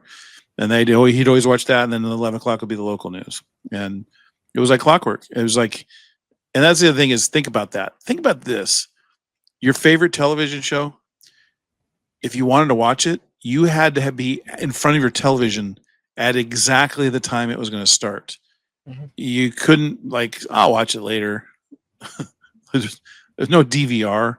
Shit, there was not even a VCR in my house most of the time. Then finally you could record, but who's taking the time to try to record a show? I just remember, I don't know what year it was when I got TiVo. Holy cow, what was this? This was incredible. Right. But yeah, it changed everything. It changed the way we the way we consume news, the way we input that important part of daily life. It was just gone. And that void has been completely obliterated. This vacuum that it made, it just got sucked out, and now it's basically tailored. It's tailored to your beliefs, and you're going to get what you believe, and you're going to exactly right. But they've also, and again, certain stations, certain programs are going to gear towards pushing a certain way that they want the news to be viewed in a certain context. I mean, seriously, at this point, I mean, I don't want to be the doomsday guy. I don't want to be Debbie Downer here, but there's no way out. Not when we get out of this. No, not when it becomes state-run media. I mean, not even, don't just even throw that shit away. I mean, because the people, there's 40% of the people in this country that are going to believe what they believe regardless. And there's another 40% that believe the exact opposite of that 40%. You know what? I think it's less than that. I think it's like 30-30. Because I think you're there's saying that there's 40% of this country's rational people. No, I'm putting that number at like 20% as rational people. Maybe rational. I'm talking about the people that actually vote. Because out of that 40%, they may not all vote. I know, but I'm just saying. You're right. No, I get it. And that's the thing. That's the thing that just sucks about this country is that we have an election that half the country doesn't even fucking participate in. Well, but see, the thing is, though, too, is that goes back to that media piece, because if they keep telling you, depending on how they pitch it to you, or we got this in the bag, and to me, it's still one of the funniest. I love watching election nights. It's one of my things that I love the guy on the map, and I love You're looking right. looking at the historical shit going back to 1800s, how a county voted. You know what I mean? I love that. Yeah. I just eat that shit up, right? Projections, the whole deal, yeah. Still, one of the funniest election nights ever was 2016. It was pretty funny when Hillary had it in the bag, in the fucking bag. Well, not only and that, everybody sat there in full fucking amazement all night. Well, when it turned, I remember watching it in amazement, thinking, "This isn't real, right? This is not happening." And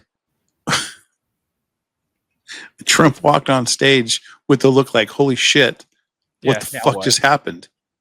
I don't think he expected to win, and that started it all. Yeah, it's crazy. Ed, you're right. You're right. I think the media played a big part. I mean, again, I think there's one reason Hillary lost, and that was when, believe it or not, the guy that Trump's trying to throw in jail, James Comey, announced about the email thing. They're doing that. it fucked her. Opening up 1 month before the election investigation over her turned the election. It lost her the election. And now, ironically, Trump's trying to throw his ass in jail. But I mean, the thing is, though, is they go, okay, here's our latest poll. It shows this. I know. It polls. And then people go, oh, fuck, I don't need to go. Because voting, I mean, it's not easy. No. It's not, I mean, it's I like not it. difficult, but I have waited But there are some a several hour long line to vote. I'll tell you what, I just got my mail-in ballot today. That's like the last 6 elections I've done mail-in ballot. I mean, so easy in California. And again, some people want to get rid of the mail-in ballots, but yeah, I mean, it's you're right though. I do remember, maybe it was not the last 6 elections, because I remember I was living, this is probably 20 years ago, and go to the elementary school where my kids were going to school to go vote. You're right. Stood in line. Holy shit. Like forever. I was like that. I think that was probably the last year I did in-person vote. And yeah, ever since then I've been doing mail-in votes. But yeah, it was you had to, it tested your patience to stand in line for that long to vote. But Well, and I remember, I think one of the early shows, I showed you my ballot. I showed you who I voted for. yeah. And I posted it to the Idiocracy subreddit. That's a good place. And people lost their fucking minds. Yeah. Oh, you're so fucking stupid. And dudes were like, guys, cool down. He's in Idaho. It ain't like it fucking matters. No. Yeah. It ain't like it ain't gonna change a fucking thing. No. Okay. But for me, every time I vote, it's I know I can't. There's no way. I mean, this is like at minimum a 70-30 deal. Yeah, I say 70. Regardless of who I like. I mean, I don't give a shit.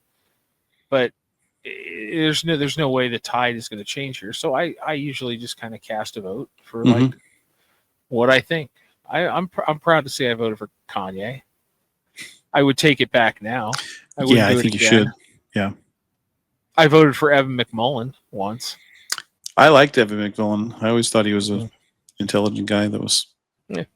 I mean, I'm not going to vote mainline guy. It's just not.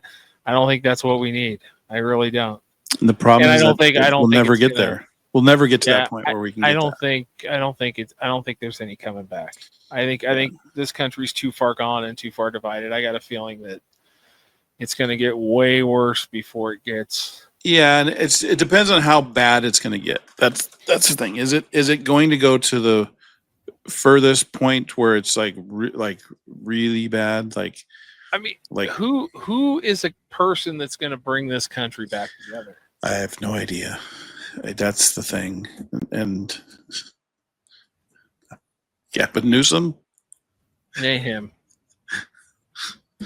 It ain't him. He comedy wise, he's funny. Yeah, I'd vote for Pete Buttigieg. Pete Buttigieg. I really don't think his track record is tough for him to run on. I mean, the optics of a run for him is bad.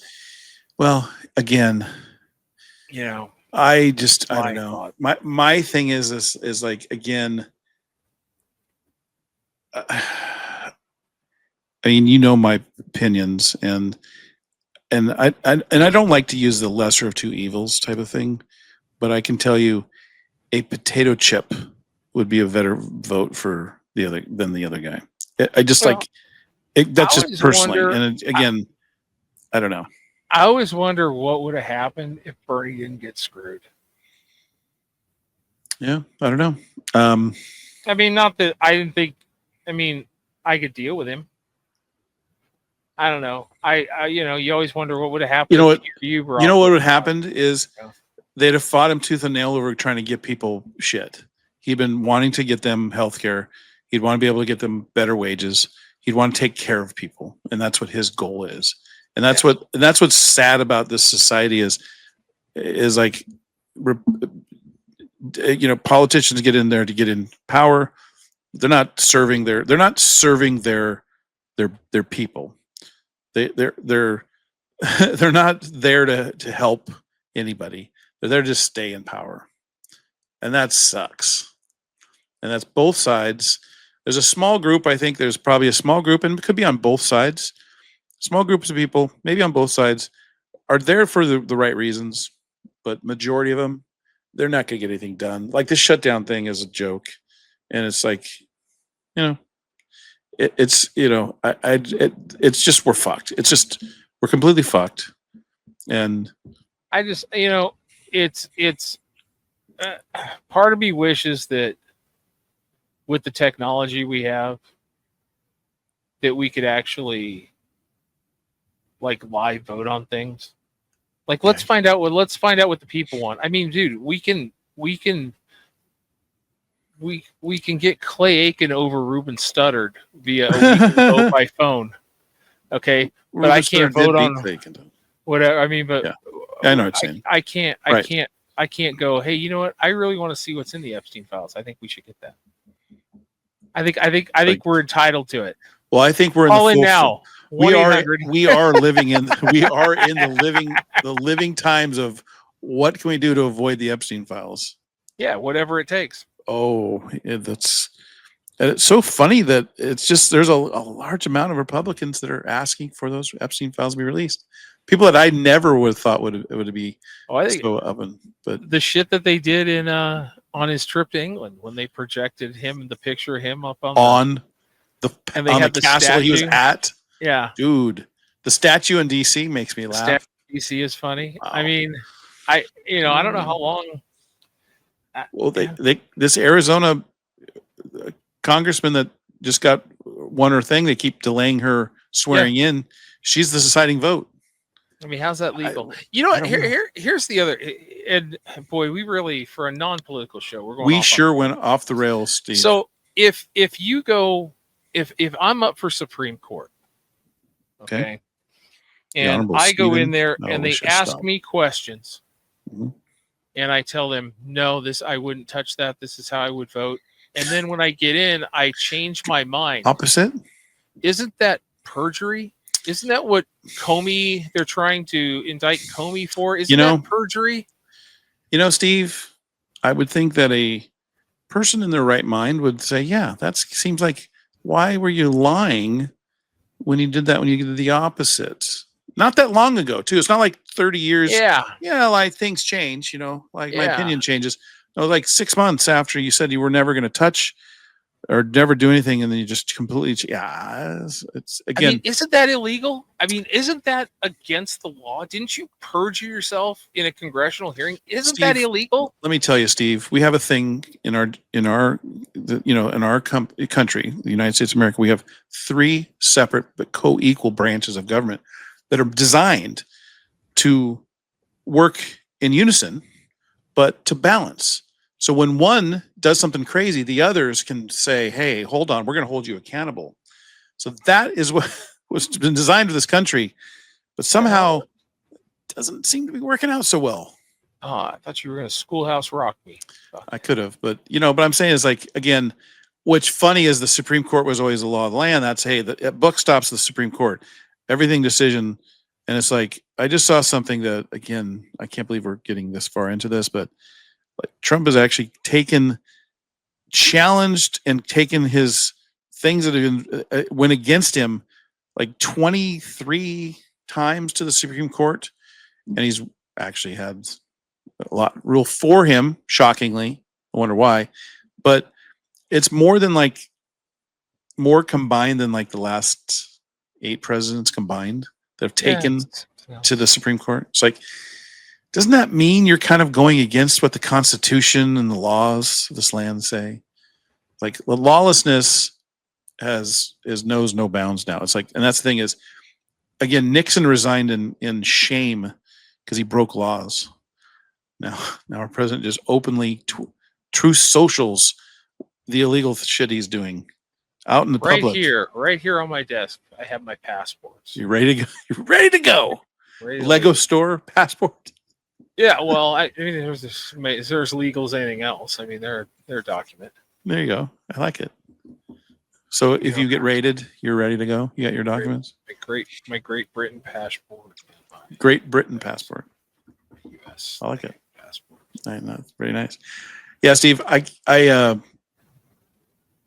can't believe we went down that road. So I think we can end this.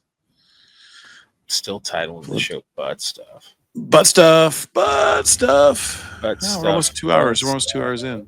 Should we, you got anything else? Monday night, 11 Eastern, week 5. Week 5. Fantasy football. Be there. We'll be looking live. Be there. Another night. Wait, where am I going to be this week? Hold on. Steve, I don't know.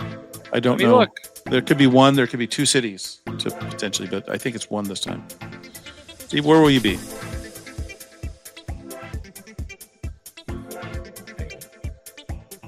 I'm looking up James Andrews right now. James Andrews is 83 years old. 83. Yeah. 6 kids. Probably all doctors. Yeah, right. He has 6 kids? Yeah. Wow.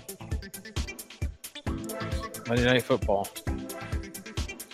Who do we got? Monday, October 6th. Oh, yeah, that's right. We're going to Jacksonville. Chiefs, Jackson, that's right. You got the picture already? Chiefs and the Jaguars. I'll get a better picture. Chiefs for and the Jacksonville. Jags. I'll get a I want a mullet, and I want somebody in jean shorts behind you. Florida man. We need a Florida man. Is there some wild stories coming out of Jacksonville, Steve? Wow. Gotta be. We'll just keep riffing here. Yeah. Gotta be the worst city with an NFL team, right? Jacksonville? Yeah. It's gotta be. Yeah. I mean, it's probably not the smallest city. That's got to be Green Bay, but Green Bay has that whole history. I don't think there is. I mean, you got most of your major metropolitan areas are pretty, you got your LAs and your New Yorks and your Chicagos, and you got your Miami, and you got your Atlanta, and Carolina's got where they are. They're in Charlotte. That's pretty. Charlotte's a nice city. Yeah, nice city. And then you got like Houston, you got Dallas. Those are pretty big cities, pretty popular. And then you got your Bay Area, San Francisco. You got Vegas now. I mean, that's about as good as it gets. You got Baltimore, D.C. You got 2 in New York. You got Baltimore. So you got Buffalo. Pittsburgh, Maybe Chicago, Buffalo. Cleveland, Cincinnati. The thing with Buffalo, Buffalo's probably like, hey, we're in it's like, hey, we're in Delaware. Hey, we're in Buffalo. But Buffalo is also like default history. They get a lot of Toronto fans though too. You also got a lot, but you also have the Niagara Falls people. You got Niagara Falls clear nearby, so that's good. One of the wonders of the world. But I think it's like Jacksonville's a newer NFL city, but you're right. It's kind of a lame Super Bowl city. I mean, Super Bowl football team. Let's do this. Yeah. Okay, here we go. Would you say Sacramento's the worst NBA city? 100%. It has to be. I mean, it's the only major sport we have. Is it OKC? Ooh, you know what? I could say Sacramento would be over OKC. We're at Portland. Capital. Well, Portland's war ravaged, so definitely they're the bottom now. That's true. But yeah, like Portland. Actually, you know what? I would say Portland is Sacramento with precipitation. They got trees though. They got a lot. Well, redwoods. Although we are the city of trees here in Sacramento, but again, I think they're a cousin city. That's kind of how I look at them. They're kind of equals. Sacramento, Portland in size. Because then you got like Memphis, San Antonio. You get the Riverwalk, San Antonio. So that's what other cities you got? It used to be Vancouver. Indianapolis. They have an NFL team. They got an NFL team, so that's why I think it puts them above us. I'm trying to think. Cleveland's pretty legit, though. Cleveland's legit in terms of because their history. The city sucks, though. You know why they're called the Browns, right? Because their skyline, they said it looked brown. That's what it was. I mean, they got a baseball team, they got a basketball team, they got a football team. Well, they do, and the same with Cincinnati. That's got they got baseball and football. But no NBA. No NBA. New Orleans is a phenomenal city. Atlanta, lots of strip clubs. It's gotta be between Oklahoma City. It's Oklahoma, Sacramento, and Portland. It's one of the two. Portland, Sacramento. I think Portland has more going for it, like in an art scene and a shit to do scene. Yeah, and a culinary scene. Plus, they got a huge, contingent of Antifa there. So, yeah. But no, you're right. Vote on your. Go ahead, but get in the comments there and vote on your worst NBA city. Worst NBA. It's OKC or. How about worst professional city for franchise city? Because you got. I mean, honestly, we could go to. I would say Oakland, but they don't have. They don't have any more anymore. They have. They all left. Dude, seriously, that's really fucking embarrassing. I feel bad. Really fucking embarrassing. I feel very bad for the people of Oakland. You're right. And it's not entirely their fault, but it is a lot of their fault. They can bitch and moan about everything and the owners and all this other shit. Yeah, they had things they could have voted on. I mean, the Warriors weren't staying in that shithole, especially how they were playing. You knew they were going to move across. No, the Raiders teased them forever. The A's ownership is a joke. They were screwed from the beginning with them. Oakland is a bad city. Yeah, I don't know. You're right. Sacramento could be. It's one of the two. Oklahoma City seems to be devoid of anything, and the only reason they got a team was the only. I think the only reason we're not going to be on the bottom is that we did not have a major terrorist attack in our city. Oklahoma City had the bomb. So there you go.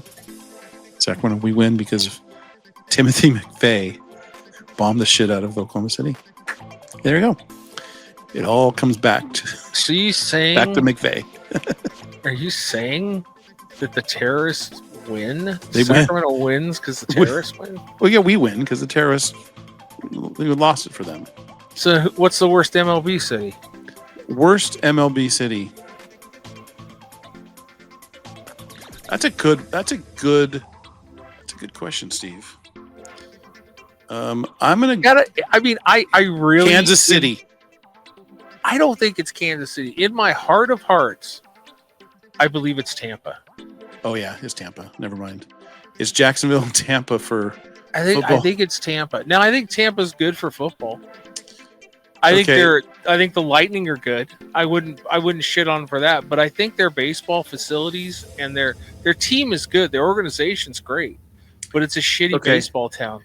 But you know what? It has to be Tampa though, because actually, Steve, I'm sorry, Sacramento again. I mean, you can't. I can't get away from it, Sacramento. Never mind, Sacramento's the worst. Because I was going to say, I think you got to give them a pass. I mean, well, either you got to go Oakland or Sacramento. I just go to the. I just went to the MLB. I just went Google searched Major League franchise locations, and on MLB.com it has all 30 MLB team locations, and it shows everybody's team name. Arizona Diamondbacks. Then it's just Athletics. Yeah. That's it's hard to count them. I mean, and it's kind of hard to count Tampa as well because they're not playing in their facility. True. Hurricane damage. So That's true. You may have to make an exception for those two. So if you threw those two out, I don't even know where you'd go. Here's again, I've never been to this place, and it has everything but NBA. But is the city that great? I mean, Pittsburgh. I mean, it's like the Steel City. It's got a great skyline. It's got a good ballpark. Yeah, it does. But I don't know what other cities are bad cities. You know what I like about Pittsburgh is how all their teams adopt black and gold. Yes. That's fucking cool. I do like that. I mean, that's really fucking cool. Steelers, Pirates, and the Penguins. Penguins. Yeah, they Mhm. got. I mean, I'm trying to think of like. I mean, fuck, dude. It comes down to either one of those two, though. Sacramento's in the running again for fucking. Milwaukee. Because honestly, Milwaukee? every other dude, pretty solid. I mean, their stadium's decent. Well, I mean, if you here's the thing. I mean, you're And going, that's like, really the Green Bay argument because sure. you know, Yeah. It's, but you got like, I mean, the cities you're going up against is like major cities: DC, Toronto, Texas, Arlington. So I mean, if you want to go there, it's like Arlington, Texas. Okay, whatever. You got Tampa, St. Louis, Seattle, San Francisco, San Diego, Pittsburgh. You talk about Philadelphia, New York, both New York teams, Minnesota. I mean, it's Minneapolis, Milwaukee, Miami, LA, two LA teams, KC, Houston, Detroit, Denver, Cleveland, Cincinnati, two Chicago teams, Boston, Baltimore. Maybe Baltimore. Baltimore's not a. I mean, did you ever see The Wire? It's not a place that a lot of people are hanging out at. And then that's one place you don't really think about, like, hey, I'm going to go vacation. I'm going to go to Baltimore. What are you doing in Baltimore? I have no idea. I don't understand. I mean, Baltimore and DC What's in Baltimore? Are.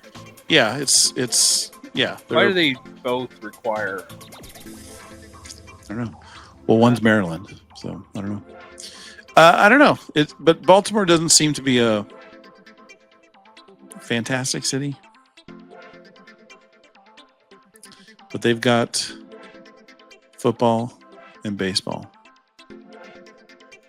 That's the other thing that's wild. It's like you see like cities that have multiple teams, and some cities, like, it's like some don't have. And like surprising, like Baltimore, you'd think it seems like a pretty major city. They only have no basketball, no hockey, and you got like. You look at San Diego. Yeah, San Diego's got only one now. Used to have two, but yeah, I don't know. All right, no, I don't know. All right, I was thinking about that, but yeah. No, how'd I get off? You could spend hours. I don't know. Oh, Jacksonville, Monday Night Football. Monday Night Football. That's right. I still think it's the worst. I still think it's the worst fucking. It is NFL city. It is until Sacramento gets a team. God. When the Raiders move back, no, it's not happening. Well, we get we get to see the Sacramento Athletics at least a couple times a year when they wear their Sacramento uniforms. Anyways, all right, we're gonna wrap this bitch up. Yeah, go for it. All right. Well, again, Steve, good to hear butt stuff from you. Always, it's a good story. Glad to hear. Butt stuff. Hope you enjoyed the part two butt stuff. Hope you enjoyed the Guinness pours. Anyways, at this time, I'd like to tell you all, from a podcaster's point of view, sadly, with great power comes great boringness. With that, Rachel! I bid you adieu. That wraps up another episode of The Cure for Boredom. If you want more of this scintillating dialogue again, please make sure to like and subscribe. And if you want, Steve, we'll see you leave a tonight. comment. If you do all three, Tonight. please think about calling. Oh, yeah, I for guess. genuine If help. they're watching, Boys will be back. yeah, Let's we'll make be that back at your 'em only tonight. warning. We should have 11 led. o'clock Eastern, 8 o'clock. We should have led with that at the front of the show, so people that actually listen to it on Monday would go in and go. Yeah, that's right. Well, they're not watching all the way to the end, probably. I don't know. The traffic's driving to the See. regular show, and it's not going to Yeah, the. we'll see what happens. other We'll see show. how many more live episodes we're gonna have. Anyways, we'll see. Well, what is it? Week 5. So we have Week 5. 13 more. No, 17 weeks. I think we get 16 in the books for our fantasy. So we should have 11 more. I think. I could be wrong. I don't know. I don't think week 17 we play. I think playoffs are 15 and 16. I could be wrong. Anyway. I don't pay attention. All right. Well, we'll I'll see you. reset the studio for tonight. I'll be ready to Yeah, go. we'll Jacksonville, see you here I come. tonight. Yeah, Jacksonville. Good. You have a safe trip.